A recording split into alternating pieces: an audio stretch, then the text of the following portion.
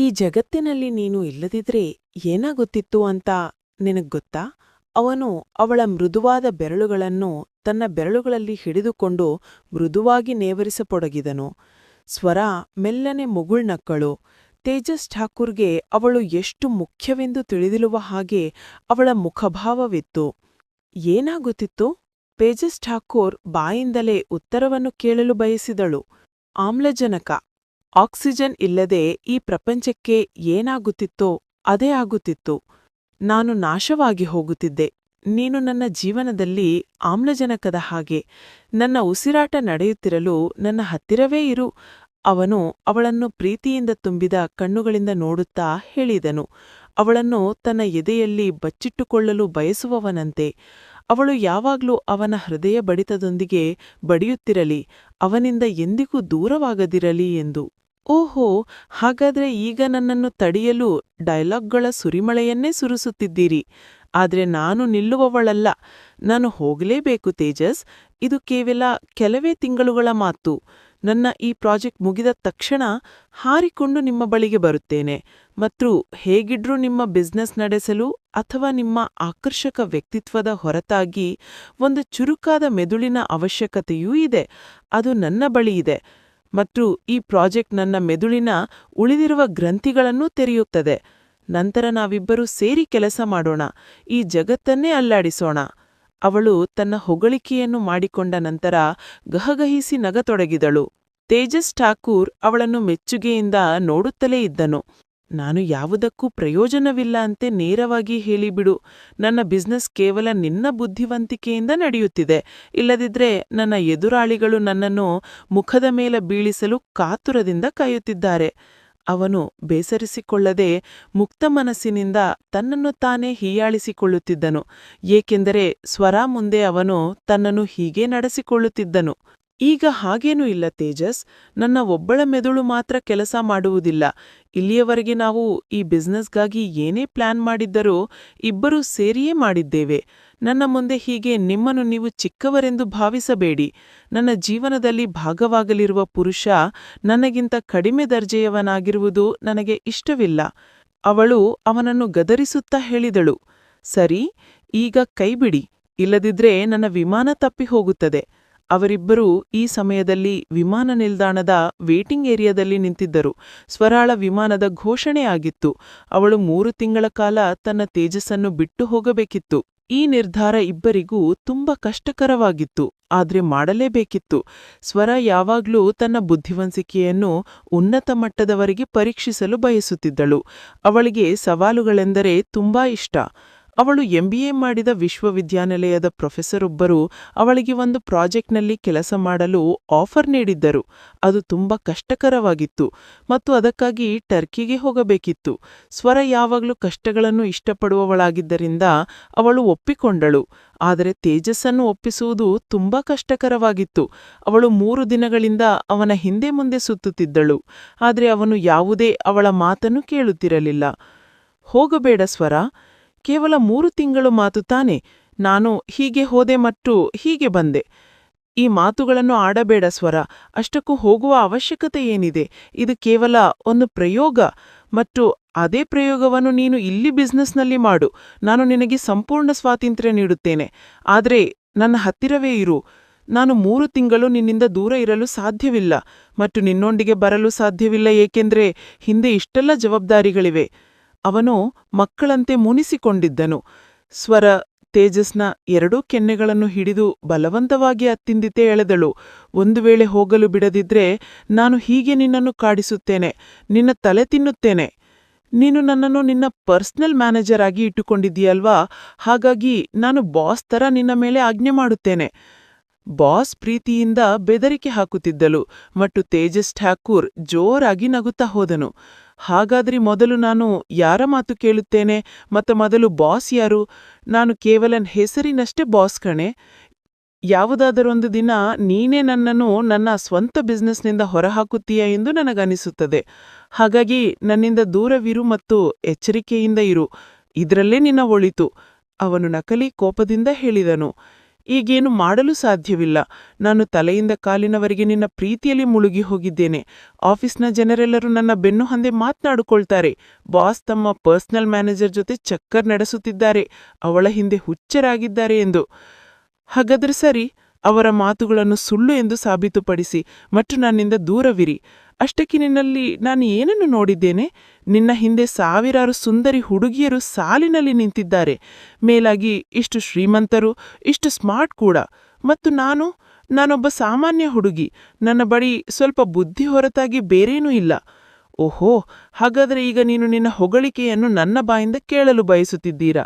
ಸ್ವರಾಳ ಸಂಬಂಧ ಒಂದು ಕೆಳ ಮಧ್ಯಮ ವರ್ಗದ ಕುಟುಂಬದೊಂದಿಗೆ ಇತ್ತು. ಆದರೆ ಅವಳು ತನ್ನ ಬುದ್ಧಿವಂತಿಕೆಯ ಬಲದಿಂದ ತುಂಬಾ ಎತ್ತರದ ಸ್ಥಾನಕ್ಕೆ ತಲುಪಲು ಬಯಸುತ್ತಿದ್ದಳು. ಅವಳ ಕನಸುಗಳು ಮೊದಲಿನಿಂದಲೂ ಬಹಳ ದೊಡ್ಡದಾಗಿದ್ದವು. ಅವಳು ತನ್ನನ್ನು ಉನ್ನತ ದರ್ಜೆಯಲ್ಲಿ ನೋಡಲು ಬಯಸುತ್ತಿದ್ದಳು, ಏಕೆಂದರೆ ಪರಿಶ್ರಮ ಮತ್ತು ಮೆದುಳಿನಿಂದ ಮನುಷ್ಯ ಜಗತ್ತನ್ನು ಗೆಲ್ಲಬಹುದು ಎಂದು ಅವಳಿಗೆ ತಿಳಿದಿತ್ತು. ಅವಳು ಮೊದಲಿನಿಂದಲೂ ಸ್ಕಾಲರ್ಶಿಪ್ನಲ್ಲಿ ಓದುತ್ತಿದ್ದಳು. ಅವಳ ಪೋಷಕರು ಅವಳ ಓದಿನ ಖರ್ಚನ್ನು ಭರಿಸಬೇಕಿರಲಿಲ್ಲ ಮತ್ತು ಅವರು ಅದರಲ್ಲಿಯೇ ಸಂತೋಷವಾಗಿದ್ದರು.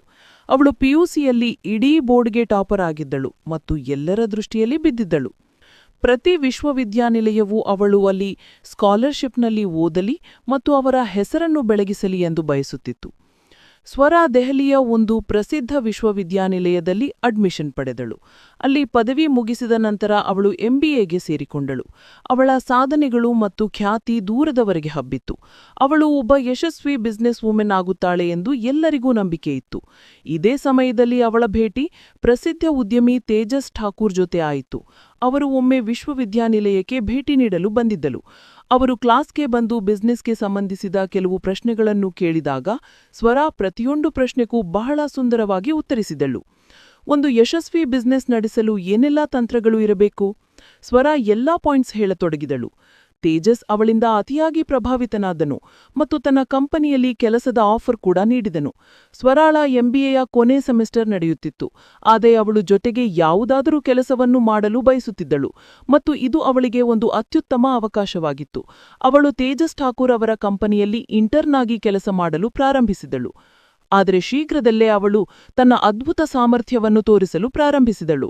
ಆ ಸಮಯದಲ್ಲಿ ತೇಜಸ್ ಠಾಕೂರ್ ಅವರ ಬಿಸಿನೆಸ್ ಅವರ ಶತ್ರು ಮನೋಹರ್ನ ಬಿಸಿನೆಸ್ಗೆ ಹೋಲಿಸಿದರೆ ತುಂಬಾ ಕುಸಿಯುತ್ತಿತ್ತು. ಸ್ವರಾ ಹೇಳಿದ ತಂತ್ರಗಳು ಅದ್ಭುತವನ್ನೇ ಮಾಡಿದವು. ಅವರ ಉತ್ಪನ್ನಗಳ ಮೌಲ್ಯ ಮಾರುಕಟ್ಟೆಯಲ್ಲಿ ವೇಗವಾಗಿ ಹೆಚ್ಚಾದತೊಡಗಿತು. ಪ್ರತಿಯೊಬ್ಬರೂ ಅವರನ್ನೇ ಆದ್ಯತೆ ನೀಡಲಾರಂಭಿಸಿದರು. ಮನೋಹರ್ ಎಲ್ಲೋ ಹಿಂದ್ರ ಉಳಿದು ಬಿಟ್ಟನು ಮತ್ತು ಇದೆಲ್ಲವೂ ಸ್ವರಾಳ ಬುದ್ಧಿವಂತಿಕೆಯ ಫಲಿತಾಂಶ ಎಂದು ತೇಜಸ್ಗೆ ಅನಿಸಿತು. ಅವನು ಸ್ವರಾಳನ್ನು ತನ್ನ ಪರ್ಸನಲ್ ಮ್ಯಾನೇಜರ್ ಆಗಿ ನೇಮಿಸಿಕೊಂಡನು. ಅವನು ಪ್ರತಿಯೊಂದು ಸಲಹೆಯನ್ನು ಅವಳಿಂದಲೇ ಪಡೆಯುತ್ತಿದ್ದನು. ನಿಧಾನವಾಗಿ ತೇಜಸ್ ಮತ್ತು ಸ್ವರಾ ಪರಸ್ಪರ ತುಂಬಾ ಹತ್ತಿರವಾಗತೊಡಗಿದರು ಮತ್ತು MBA ನಂತರ ಅವಳು ಅಧಿಕೃತವಾಗಿ ತೇಜಸ್ನ ಕಂಪನಿಗಾಗಿ ಕೆಲಸ ಮಾಡಲು ಪ್ರಾರಂಭಿಸಿದಳು. ಅವರ ಕಂಪನಿ ತಯಾರಿಸಿದ ಉತ್ಪನ್ನಗಳು ಮಾರುಕಟ್ಟೆಯಲ್ಲಿ ಧೂಳೆಬ್ಬಿಸಿದವು ಮತ್ತು ತೇಜಸ್ ದೇಶದ ಟಾಪ್ ಉದ್ಯಮಿಗಳಲ್ಲಿ ಒಬ್ಬನಾಗಿ ಪರಿಗಣಿಸಲ್ಪಟ್ಟನು. ಆದರೆ ಇದರ ಹಿಂದಿನ ಮೆದುಳು ಮತ್ತು ಶ್ರಮ ಸ್ವರಾಳದ್ದೇ ಆಗಿತ್ತು. ಅವನು ಅವಳಿಗೆ ಕ್ರೆಡಿಟ್ ನೀಡದೇ ಇರಲು ಸಾಧ್ಯವೇ ಇರಲಿಲ್ಲ. ಅವರ ಪ್ರೀತಿಯು ಅವರ ಬಿಸಿನೆಸ್ನಂತೆಯೇ ಉತ್ತುಂಗಕ್ಕೇರಿತ್ತು. ಒಬ್ಬರಿಲ್ಲದೆ ಒಬ್ರು ಉಸಿರಾಡುವುದು ಕೂಡ ಕಷ್ಟವಾಗಿತ್ತು. ಇದೇ ಸಮಯದಲ್ಲಿ ಸ್ವರಾಳಿಗೆ ಒಂದು ಮುಖ್ಯವಾದ ಪ್ರಾಜೆಕ್ಟ್ ನಿಮಿತ್ತ ಟರ್ಕಿಗೆ ಹೋಗಬೇಕಾಯಿತು. ತೇಜಸ್ ಇಷ್ಟಪಟ್ಟರೂ ಅವಳನ್ನು ತಡೆಯಲು ಸಾಧ್ಯವಾಗಲಿಲ್ಲ. ಆದರೆ ಹೋಗುವ ಮೊದಲು ಅವನು ಅವಳ ಬೆರಳಿಗ ಉಂಗುರ ತೊಡಿಸಿ ಅವಳನ್ನು ಶಾಶ್ವತವಾಗಿ ತನ್ನವನನ್ನಾಗಿ ಮಾಡಿಕೊಂಡಿದ್ದನು. ಸ್ವರಾಳಿಗೆ ತನ್ನ ಅದೃಷ್ಟದ ಮೇಲೆ ನಂಬಿಕೆ ಬರುತ್ತಿರಲಿಲ್ಲ. ತೇಜಸ್ ಠಾಕೂರ್ನಂಥ ಮನುಷ್ಯ ಸಿಕ್ಕ ಮೇಲೆ ಅವಳಿಗೆ ಇನ್ನೇನು ಬೇಕಿತ್ತು? ಆದರೆ ಅವಳಿಗೆ ತಿಳಿದಿರಲಿಲ್ಲ ಅದೇ ಬುದ್ಧಿವಂತಿಕೆ ಅವಳನ್ನು ಎಷ್ಟು ಕಠಿಣ ಪರೀಕ್ಷೆಗೆ ದೂಡಲಿದೆ ಎಂದು. ಅಷ್ಟಕ್ಕೂ ತೇಜಸ್ ಠಾಕೂರ್ ಕಂಪನಿಯನ್ನು ಆಕಾಶಕ್ಕೆತ್ತಿಸಿದ ಆ ಸ್ವರಾ ಎಂಬ ಹುಡುಗಿ ಯಾರು? ಪ್ರತಿಯೊಬ್ಬರ ಬಾಯಲ್ಲೂ ಅವಳ ಕಂಪನಿಯ ಉತ್ಪನ್ನಗಳೇ ಇವೆ. ನಮ್ಮ ಹೆಸರನ್ನೂ ಯಾರೂ ಹೇಳುವುದಿಲ್ಲ. ಮನೋಹರ್ ತನ್ನ ಪರ್ಸನಲ್ ಸೆಕ್ರೆಟರಿ ಮೇಲೆ ಕೂಗಾಡುತ್ತಿದ್ದನು. ತೇಜಸ್ ಠಾಕೂರನ್ನು ನಾಶ ಮಾಡಲು ಅವನಿಗೆ ಸಾಧ್ಯವಾಗುತ್ತಿರಲಿಲ್ಲ. ಅವನು ಮತ್ತು ತೇಜಸ್ ಹಲವು ವರ್ಷಗಳಿಂದ ಪರಸ್ಪರ ಕಟು ಪ್ರತಿಸ್ಪರ್ಧಿಗಳಾಗಿದ್ದರು. ಇಬ್ಬರೂ ಒಂದೇ ರೀತಿಯ ಉತ್ಪನ್ನಗಳನ್ನು ತಯಾರಿಸುತ್ತಿದ್ದರು. ಮೊದಲು ಮನೋಹರ್ನ ಉತ್ಪನ್ನಗಳು ಮಾರುಕಟ್ಟೆಯಲ್ಲಿ ಉತ್ತಮ ಬೆಲೆ ಪಡೆಯುತ್ತಿದ್ದವು ಮತ್ತು ಅವುಗಳ ಮೌಲ್ಯ ದಿನೇ ದಿನೇ ಹೆಚ್ಚಾಗುತ್ತಿತ್ತು. ಆದರೆ ಈಗ ಅವನು ಪೂರ್ಣವಾಗಿ ಹಿಂದೆ ಉಳಿದು ಬಿಟ್ಟನು ಮತ್ತು ಈ ವಿಷಯ ಅವನಿಗೆ ಅರಗಿಸಿಕೊಳ್ಳಲಾಗುತ್ತಿರಲಿಲ್ಲ. ತೇಜಸ್ ಠಾಕೂರ್ನ ಯಶಸ್ಸಿನ ಹಿಂದೆ ಒಬ್ಬ ಮಹಿಳೆಯ ಕೈಯಿದೆ. ಅವಳು ತನ್ನ ಬುದ್ಧಿವಂತಿಕೆಯಿಂದ ಅವನನ್ನು ಆಕಾಶಕ್ಕೆ ತಲುಪಿಸಿದ್ದಾಳೆ ಎಂದು ಅವನ ಸೆಕ್ರೆಟರಿಯಿಂದ ತಿಳಿದಿತ್ತು. ನನಗೆ ಆ ಹೆಂಗಸು ಎಂಥ ಪರಿಸ್ಥಿತಿಯಲ್ಲಾಂದರೂ ಬೇಕು, ನಾನು ಅವಳನ್ನು ಹಾಳು ಮಾಡುತ್ತೇನೆ. ಸಂಜೆಯೊಳಗೆ ಅವಳ ಸಂಪೂರ್ಣ ಮಾಹಿತಿ ನನ್ನ ಟೇಬಲ್ ಮೇಲಿರಬೇಕು. ಮನೋಹರ್ ಆಜ್ಞೆ ಮಾಡುತ್ತಾ ಹೇಳಿದನು. ಅವನ ಸೆಕ್ರೆಟರಿ ಯಶ್ ಸರ್ ಎಂದು ಹೇಳಿ ಹೊರಗೆ ಹೋದನು. ಸಂಜೆ ಅವನ ಮೈಜಿನ ಮೇಲೆ ಸ್ವರಾಳ ಸಂಪೂರ್ಣ ಮಾಹಿತಿ ಇತ್ತು. ಅವಳು ಒಂದು ಮಧ್ಯಮ ವರ್ಗದ ಕುಟುಂಬದವಳಾಗಿದ್ದಳು. ಆದರೆ ಅವಳ ಶೈಕ್ಷಣಿಕ ದಾಖಲೆಗಳು ಎಷ್ಟೊಂದು ಉತ್ತಮವಾಗಿದ್ದವು ಅಂದರೆ ಯಾರೇ ಆಗಲಿ ಪ್ರಭಾವಿಪರಾಗದೇ ಇರಲು ಸಾಧ್ಯವೇ ಇರಲಿಲ್ಲ. ಅವಳ ಬುದ್ಧಿವಂತಿಕೆಯ ಡಂಗುಲ ದೂರದವರೆಗೆ ಬಾರಿಸುತ್ತಿತ್ತು. ಓಹೋ, ಹಾಗಾದರೆ ತೇಜಸ್ ಠಾಕೂರ್ ಕಂಪನಿಯನ್ನು ಆಕಾಶಕ್ಕೆತ್ತಿಸಿದ ಆ ಸ್ವರ ಎಂಬ ಹುಡುಗಿ ಇವಳೇ ಅನ್ನಿ. ಈಗ ನಾನು ನೋಡುತ್ತೇನೆ ಇವಳ ಬಿಸ್ನೆಸ್ ಹೇಗೆ ಮುಂದೆ ಹೋಗುತ್ತದೆ ಎಂದು. ಇವಳನ್ನು ಮುಖದ ಮೇಲೆ ಬೀಳಿಸದಿದ್ದರೆ ನನ್ನ ಹೆಸರು ಮನೋಹರ್ ಅಲ್ಲ. ಸ್ವರ ಯಾವುದೋ ಪ್ರಾಜೆಕ್ಟ್ ನಿಮಿತ್ತ ಟರ್ಕಿಗೆ ಹೋಗಿದ್ದಾಳೆ ಎಂದು ಅವನಿಗೆ ತಿಳಿದಿತ್ತು ಮತ್ತು ಮನೋಹರ್ನ ಉದ್ದೇಶ ಅವಳನ್ನು ಅಲ್ಲಿಂದೇ ಎತ್ತಿಕೊಂಡು ತೇಜಸ್ ಠಾಕೂರ್ಗೆ ಹುಡುಕಲು ಸಾಧ್ಯವಾಗದಂತಹ ಜಾಗಕ್ಕೆ ತಲುಪಿಸುವುದಾಗಿತ್ತು. ತೇಜಸ್ ಠಾಕೂರ್ ಕೈಯಲ್ಲಿ ಹೂಕುಚ್ಚ ಹಿಡಿದು ಇನ್ನೊಂದು ಕೈಗಡಿಯಾರವನ್ನು ನೋಡುತ್ತಾ ಕಾತುರದಿಂದ ಸಮಯ ನೋಡುತ್ತಿದ್ದನು. ಇಂದು ಅವನು ಸ್ವರಾಳನ್ನು ವಿಮಾನ ನಿಲ್ದಾಣದಿಂದ ರಿಸೀವ್ ಮಾಡಿಕೊಳ್ಳಲು ಬರಬೇಕಿತ್ತು. ಅವನು ಈ 3 ತಿಂಗಳುಗಳನ್ನು ಬೆರಳುಗಳ ಮೇಲೆ ಎಣಿಸುತ್ತಾ ಕಳೆದಿದ್ದನು ಮತ್ತು ಇಂದು ಅವನು ಕಾತುರದಿಂದ ಅವಳಿಗಾಗಿ ಕಾಯುತ್ತಿದ್ದನು. ವಿಮಾನ ಲ್ಯಾಂಡ್ ಆಗಿತ್ತು ಮತ್ತು ಈಗ ಪ್ರಯಾಣಿಕರು ಹೊರಗೆ ಬರುತ್ತಿದ್ದರು. ಅವನು ಕಾತುರದ ಕಣ್ಣುಗಳಿಂದ ಸ್ವರಾಳನ್ನು ಹುಡುಕಿದನು. ಆದರೆ ಅವಳು ಇನ್ನೂ ಹೊರಗೆ ಬಂದಿರಲಿಲ್ಲ. ಎಲ್ಲ ಪ್ರಯಾಣಿಕರು ಹೊರಗೆ ಬಂದಿದ್ದರು, ಆದರೆ ಅವರಲ್ಲಿ ಅವಳು ಎಲ್ಲೂ ಇರಲಿಲ್ಲ. ತೇಜಸ್ಗೆ ಚಿಂತೆ ಶುರುವಾಯಿತು. ಸ್ವರಾಳೆ ಅವನಿಗೆ ಕಾಲ್ ಮಾಡಿ ತಾನು ಇದೇ ಫ್ಲೈಟ್ನಲ್ಲಿ ವಾಪಸ್ ಬರುತ್ತಿರುವುದಾಗಿ ಹೇಳಿದ್ದಳು. ಅಚಾನಕ್ ಅವನ ಕಣ್ಣು ಅವಳು ಯಾರ ಜೊತೆ ಹೋಗಿದ್ದಳೋ ಆ ಪ್ರೊಫೆಸರ್ ಮೇಲೆ ಬಿತ್ತು. ಅವನು ತಕ್ಷಣ ಅವರ ಕಡೆಗೆ ಹೋಗಿ ಸ್ವರಾ ಬಗ್ಗೆ ಕೇಳಿದನು. ಅವರು ಸ್ವತಃ ಆಶ್ಚರ್ಯಚಕಿತರಾಗಿದ್ದರು. ಅರೆ, ಅವಳು ನನಗಿಂತ ಮುಂಚೆಯೇ ಹೊರಟು ಹೋಗಿದ್ದಾಳೆ. ಅವಳಿಗೆ ನಿಮ್ಮನ್ನು ಭೇಟಿಯಾಗುವ ಆತುರವಿತ್ತು ಅಲ್ವಾ? ಅದಕ್ಕೆ ನಾನು ಅವಳನ್ನು ತಡೆಯಲಿಲ್ಲ. ಅವಳು ಇನ್ನೂ ನಿಮ್ಮನ್ನು ಭೇಟಿಯಾಗಲಿಲ್ಲವೇ? ಅವರು ಆಶ್ಚರ್ಯದಿಂದ ಕೇಳಿದರು. ತೇಜಸ್ ಕಂಗಲಾದನು. ಅವನು ಸ್ವರಾಳ್ ನಂಬರ್ಗೆ ಕಾಲ್ ಮಾಡಿದನು. ಆದರೆ ಫೋನ್ ಸ್ವಿಚ್ ಆಫ್ ಬರುತ್ತಿತ್ತು. ಇದೇನು ತಮಾಷೆ ಸ್ವರ? ನನಗೆ ಇಂತಹ ತಮಾಷೆ ಖಂಡಿತ ಇಷ್ಟವಿಲ್ಲ. ಅವನು ಮೆಲ್ಲನೆ ಗೊಣಗಿದನು. ಸ್ವರ ತನಗೆ ಯಾವುದಾದರೂ ಸರ್ಪ್ರೈಸ್ ನೀಡಲಿದ್ದಾಳೆ ಎಂದು ಅವನಿಗೆ ಅನಿಸುತ್ತಿತ್ತು. ಆದರೆ 1 ಗಂಟೆ ಕಳೆದಿತ್ತು. ಅವಳ ಕಾಲ್ ಬರಲಿಲ್ಲ ಮತ್ತು ಅವಳು ಬರಲಿಲ್ಲ. ತೇಜಸ್ ಏರ್ಪೋರ್ಟ್ ಆಡಳಿತ ಮಂಡಳಿಯಿಂದ ಮಾಹಿತಿ ಪಡೆದನು. ಆದರೆ ಅವಳು ಎಲ್ಲಿ ಹೋದಳು ಎಂದು ಯಾರಿಗೂ ತಿಳಿದಿರಲಿಲ್ಲ. ಮಧ್ಯಾಹ್ನದಿಂದ ಸಂಜೆಯಾಯಿತು. ಅವನು ತೀವ್ರ ಆತಂಕದೊಂದಿಗೆ ಆಫೀಸ್ಗೆ ತಲುಪಿದನು. ಬಹುಶಃ ಸ್ವರ ಅಲ್ಲಿರಬಹುದು ಎಂದು. ಆದರೆ ಅವಳು ಅಲ್ಲಿಯೂ ಇರಲಿಲ್ಲ. ಅವಳ ಫೋನ್ ಕೂಡ ಸತತವಾಗಿ ಸ್ವಿಚ್ ಆಫ್ ಬರುತ್ತಿತ್ತು ಮತ್ತು ತೇಜಸ್ನ ಅಸಹಾಯಕತೆ ಮತ್ತು ಚಿಂತೆ ಪ್ರತಿ ನಿಮಿಷಕ್ಕೂ ಹೆಚ್ಚುತ್ತಲೇ ಇತ್ತು. ಅವಳು ಇಂತಹ ತಮಾಷೆಯನ್ನು ಹಿಂದೆಂದೂ ಮಾಡಿರಲಿಲ್ಲ. ಸ್ವರಾಳ ಮನೆಯವರಿಂದಲೂ ವಿಚಾರಿಸಲಾಯಿತು. ಆದರೆ ಅವಳು ಅಲ್ಲಿಗೂ ತಲುಪಿರಲಿಲ್ಲ. ಬದಲಾಗಿ ಅವಳು ವಾಪಸ್ ಬಂದಿದ್ದಾಳೆ, ಆದರೆ ಮನೆಗೆ ತಲುಪಿಲ್ಲ ಎಂದು ತಿಳಿದಾಗ ಮನೆಯವರು ಇನ್ನೂ ಹೆಚ್ಚು ಆತಂಕಕ್ಕೊಳಗಾದರು. ತೇಜಸ್ ಹೇಗೋ ಅವರಿಗೆ ಸಮಾಧಾನ ಹೇಳಿ ರಿಲ್ಯಾಕ್ಸ್ ಮಾಡಿದ್ದನು. ತೇಜಸ್ ತನಗೆ ತಿಳಿದಿರುವ ಎಲ್ಲಾ ಸ್ನೇಹಿತರಿಗೂ ಕಾಲ್ ಮಾಡಿದ್ದನು. ಆದರೆ ಅವಳ ಸುಳಿವು ಸಿಗಲಿಲ್ಲ. ಇಡೀ ದಿನ ಇದೇ ಓಡಾಟದಲ್ಲಿ ಕಳೆಯಿತು ಮತ್ತು ಈಗ ಅವನಿಗೆ ನಿಜವಾಗಿಯೂ ಭಯವಾಗತೊಡಗಿತು. ಇದು ತಮಾಷೆಯಾಗಿದ್ದರೆ ತುಂಬ ಕೆಟ್ಟ ತಮಾಷೆಯಾಗಿತ್ತು. ಸ್ವರ ಇಂತಹ ತಮಾಷೆಯನ್ನು ಎಂದಿಗೂ ಮಾಡುತ್ತಿರಲಿಲ್ಲ. ಖಂಡಿತ ಅವಳೊಂದಿಗೆ ಏನು ಕೆಟ್ಟದ್ದು ಸಂಭವಿಸಿದೆ. ಆಗಾಗ ತೇಜಸ್ನ ಮನಸ್ಸಿನಲ್ಲಿ ಕೆಟ್ಟ ಕೆಟ್ಟ ಆಲೋಚನೆಗಳು ಬರುತ್ತಿದ್ದವು. ಅರಿವಿಲ್ಲದೆಯೇ ಕಣ್ಣು ಮುಚ್ಚಿ ದೇವರನ್ನು ಪ್ರಾರ್ಥಿಸಿದನು. ನನ್ನ ಸ್ವರಾಳಿಗೆ ಏನೂ ಆಗಬಾರದು. ಅವಳಿಗೆ ಏನಾದರೂ ಆದರೆ ನಾನು ಬದುಕಿರಲು ಸಾಧ್ಯವಿಲ್ಲ. 1 ಹನಿ ಕಣ್ಣೀರು ಅವನ ಕೆನ್ನೆಯ ಮೇಲೆ ಜಾರಿತು. ಸ್ವರಾಳ ನಗುಮುಖ ಅವನ ಕಣ್ಮುಂದೆ ಬಂತು ಮತ್ತು ಮರುಕ್ಷಣವೇ ಸ್ವರಾಳ ಆ ಸುಂದರ ಕಣ್ಣುಗಳಿಂದ ನೀರು ಉದಿರಲು ಪ್ರಾರಂಭಿಸಿತು. ಅವಳ ಕಣ್ಣಲ್ಲಿ ನೀರು ಕಂಡು ತೇಜಸ್ ಥಟ್ಟನೆ ಕಣ್ಣು ತೆರೆದನು. ಅವನ ಹೃದಯವನ್ನು ಕೆಟ್ಟ ಆತಂಕ ಆವರಿಸಿಕೊಂಡಿತ್ತು. ಖಂಡಿತ ಸ್ವರಾಳ ಜತೆ ಏನೂ ಕೆಟ್ಟದ್ದು ನಡೆದಿದೆ, ಆದರೆ ಏನು ಎಂದು ಅವನಿಗೆ ಅರ್ಥವಾಗುತ್ತಿರಲಿಲ್ಲ. ಅವನ ಬಳಿ ಇದ್ದ ಎಲ್ಲಾ ಮೂಲಗಳಿಂದಲೂ ಅವನು ಸ್ವರಾಳ ಬಗ್ಗೆ ವಿಚಾರಿಸಿದ್ದನು. ಆದರೆ ಅರ್ಧರಾತ್ರಿ ಕಳೆದಿತ್ತು. ಆದರೂ ಅವಳ ಯಾವುದೇ ಸುಳಿವು ಸಿಗಲಿಲ್ಲ. ಅಂತಿಮವಾಗಿ ಅವನು ಪೊಲೀಸರಿಗೆ ದೂರು ನೀಡಬೇಕಾಯಿತು. ಏಕೆಂದರೆ ಸ್ವರ ತೇಜಸ್ನೊಂದಿಗೆ ಇಂತಹ ಅಸಹ್ಯ ತಮಾಷೆಯನ್ನು ಎಂದಿಗೂ ಮಾಡುತ್ತಿರಲಿಲ್ಲ. ಖಂಡಿತವಾಗಿಯೂ ಅವಳು ಯಾವುದೋ ಅಪಾಯದಲ್ಲಿದ್ದಾಳೆ. ಪೊಲೀಸರು ತಮ್ಮ ಕಾರ್ಯಾಚರಣೆ ಪ್ರಾರಂಭಿಸಿದ್ದರು. ಆದರೆ ತೇಜಸ್ ಠಾಕೂರ್ಗೆ ಒಂದು ಕ್ಷಣವೂ ನೆಮ್ಮದಿ ಸಿಗುತ್ತಿರಲಿಲ್ಲ. ಸ್ವರ ಯಾರೊಂದಿಗೆ ಹೋಗಿದ್ದರೋ ಆ ಪ್ರೊಫೆಸರನ್ನೂ ವಿಚಾರಿಸಲಾಯಿತು. ಆದರೆ ಅವರಿಗೂ ವಿಷಯ ತಿಳಿದಿರಲಿಲ್ಲ. ಅವರು ಏರ್ಪೋರ್ಟ್ನಲ್ಲಿ ಅವಳು ತಮ್ಮೊಂದಿಗೆಯೇ ಇದ್ದಳು. ನಂತರ ಅವಳಿಗೆ ಯಾವುದೋ ಕಾಲ್ ಬಂತು ಮತ್ತು ಅವಳು ಬೇಗನೆ ಹೊರಗೆ ಹೋದಳು. ಅದರ ನಂತರ ಅವಳು ಎಲ್ಲಿ ಹೋದಳು ಎಂಬುದು ಅವರಿಗೆ ತಿಳಿಯಲೇ ಇಲ್ಲ. ಸಮಯದ ಕೆಲಸವೇ ಓಡುವುದು, ತನ್ನ ವೇಗದಲ್ಲಿ ಓಡುವುದು. ಮತ್ತು ಸಮಯ ತನ್ನ ವೇಗದಲ್ಲಿ ಓಡುತ್ತಿತ್ತು. ತೇಜಸ್ ಸ್ವರಾಳನ್ನು ಹುಡುಕಲು ಭೂಮಿ ಆಕಾಶ ಒಂದು ಮಾಡಿದನು. ಅವನು ಎಲ್ಲವನ್ನೂ ತ್ಯಜಿಸಿದ್ದನು. ತನ್ನ ಸಂತೋಷ, ತನ್ನ ಕೆಲಸ, ತನ್ನ ಊಟ ತಿಂಡಿ ಎಲ್ಲವನ್ನೂ ಬಿಟ್ಟಿದ್ದನು. ಆದರೆ ಸ್ವರ ಅವನಿಗೆ ಎಲ್ಲಿಯೂ ಸಿಗಲಿಲ್ಲ. ಮತ್ತು ನೋಡನೋಡತ್ತಲ್ಲಿ ಅವಳು ಕಾಣೆಯಾಗಿ 1 ವಾರಕ್ಕೂ ಹೆಚ್ಚು ಸಮಯವಾಗಿತ್ತು. ಮತ್ತು ತೇಜಸ್ ಠಾಕೂರ್ ಸಂಪೂರ್ಣವಾಗಿ ಹುಚ್ಚನಾಗತೊಡಗಿದ್ದನು. ಭೂಮಿ ಆಕಾಶ ಒಂದು ಮಾಡಬೇಕೆಂಬಷ್ಟು ಸಿಟ್ಟು ಅವನಲ್ಲಿತ್ತು. ಅವನು ಎಂತಹ ಯಾತನೆಗಳಿಂದ ಬಳಲುತ್ತಿದ್ದನೂ ಎಂದು ಹೇಳಲಾಗುತ್ತಿರಲಿಲ್ಲ. ಅವಳು ಹಗ್ಗಗಳಿಂದ ಕಟ್ಟಲ್ಪಟ್ಟು ಒಂದು ಕಟ್ಟಲೆಯ ಕೋಣೆಯಲ್ಲಿ ಬಿದ್ದಿದ್ದಳು. ಅವಳ ಬಾಯಿಗೆ ಬಟ್ಟೆ ಕಟ್ಟಲಾಗಿತ್ತು. ಅವಳು ಕಣ್ಣುಗಳನ್ನು ಅಗಲಿಸಿ ಅತ್ತಿಂದಿತ್ತ ನೋಡುತ್ತಿದ್ದಳು. ಆದರೆ ಅವಳಿಗೆ ಏನೋ ಸ್ಪಷ್ಟವಾಗಿ ಕಾಣುತ್ತಿರಲಿಲ್ಲ. ಅಚಾನಕ್ ಕೋಣೆಯ ಬಾಗಿಲು ತೆರೆಯಿತು ಮತ್ತು ಯಾರೋ ಒಳಗೆ ಬಂದರು.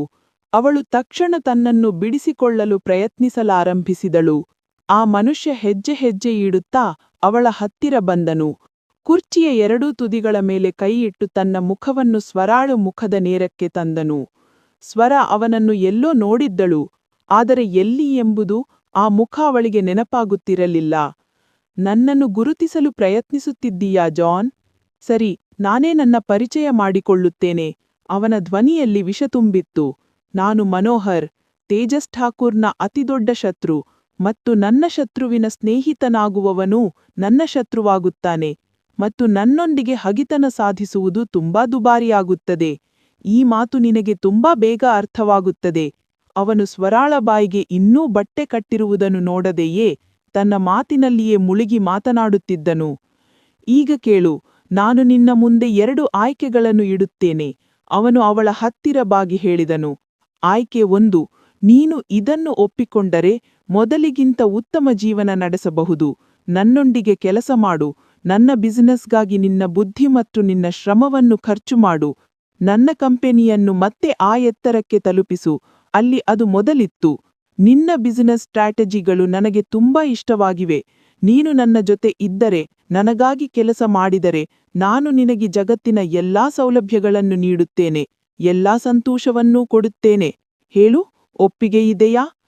ಅವನು ಸ್ವರಾಳ ಹತ್ತಿರ ಇನ್ನೂ ಬಾಗಿದನು. ಸ್ವರ ಕ್ರೌರ್ಯದ ನೋಟದಿಂದ ಅವನನ್ನು ದಿಟ್ಟಿಸುತ್ತಿದ್ದಳು. ನಂತರ ಅವನು ಸ್ವರಾಳ ಬಾಯಿಯಿಂದ ಬಟ್ಟೆಯನ್ನು ತೆಗೆದನು. ನಾನು ನಿನ್ನ ಮೇಲೆ, ನಿನ್ನ ಬಿಸಿನೆಸ್ ಮೇಲೆ, ನಿನ್ನ ಯೋಚನೆ ಮೇಲೆ ಧಿಕ್ಕಾರ ಹೇಳುತ್ತೇನೆ.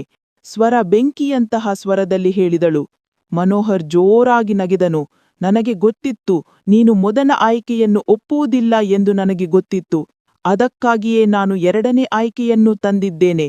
ಮತ್ತು ಇದನ್ನು ಒಪ್ಪಿಕೊಳ್ಳುವುದು ನಿನಗೆ ಅನಿವಾರ್ಯ, ಏಕೆಂದರೆ ನಿನ್ನ ಬಳಿ ಬೇರೆ ದಾರಿಯೇ ಇಲ್ಲ.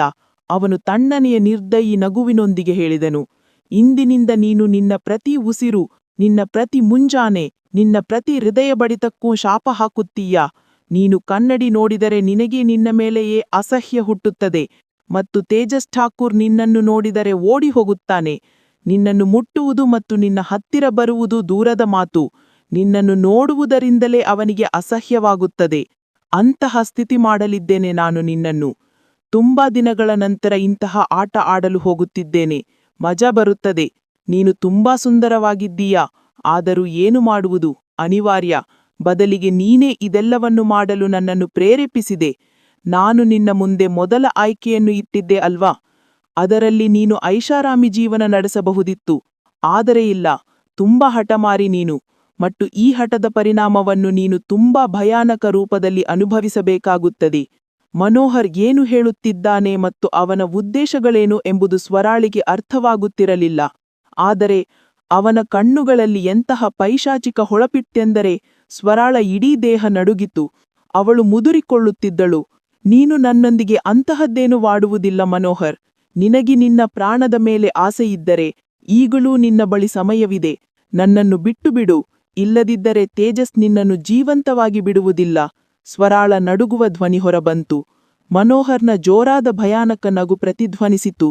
ಅವನು ನನ್ನನ್ನು ಏನು ಮಾಡಲು ಸಾಧ್ಯವಿಲ್ಲ. ನನಗೆ ಚೆನ್ನಾಗಿ ಗೊತ್ತು. ನೀನು ಅವನ ಮ್ಯಾನೇಜರ್ ಆಗಿರುವುದರ ಜೊತೆಗೆ ಅವನ ಪ್ರೀತಿಯೂ ಆಗಿದ್ದೀಯಾ. ಅವನ ಜೀವ ನಿನ್ನಲ್ಲಿ ಅಡಗಿದೆ. ಈಗ ಎಲ್ಲೋ ಹೋಗಿ ಅವನ ದೌರ್ಬಲ್ಯ ನನ್ನ ಕೈಗೆ ಸಿಕ್ಕಿದೆ. ನೋಡು, ಈಗ ಅವನಿಂದ ಅಸಲಿ ಸೇಡು ತೀರಿಸಿಕೊಳ್ಳುತ್ತೇನೆ. ನಾನು ಎಷ್ಟು ಕಾಲದಿಂದ ತೇಜಸ್ ಠಾಕೂರ್ನ ಮೇಲೆ ವಾರ ಮಾಡಲು ಮತ್ತು ಅವನನ್ನು ಮುಖದ ಮೇಲೆ ಬೀಳಲು ಈ ಅವಕಾಶಕ್ಕಾಗಿ ಕಾಯುತ್ತಿದ್ದೇನೆ. ನಿಂತಹ ನೀಚ ಮನುಷ್ಯ ಬೇರೆಯವರನ್ನು ಏನು ಬೀಳಿಸುತ್ತೀಯ? ನನಗೇನಾದರೂ ಇನ್ನೊಂದು ಜನ್ಮ ಸಿಕ್ಕಿರೆ ಅದನ್ನು ತೇಜಸ್ ಠಾಕೂರ್ಗಾಗಿ ಮುಡಿಪಾಗಿಡುತ್ತೇನೆ ಮತ್ತು ಯಾವ ದಿನ ನನ್ನನ್ನು ಹುಡುಕಿಕೊಳ್ಳುತ್ತಾನೆ ಆ ದಿನ ನೀನು ನಿನ್ನ ಅಂತ್ಯವನ್ನು ನೋಡುತ್ತೀಯ.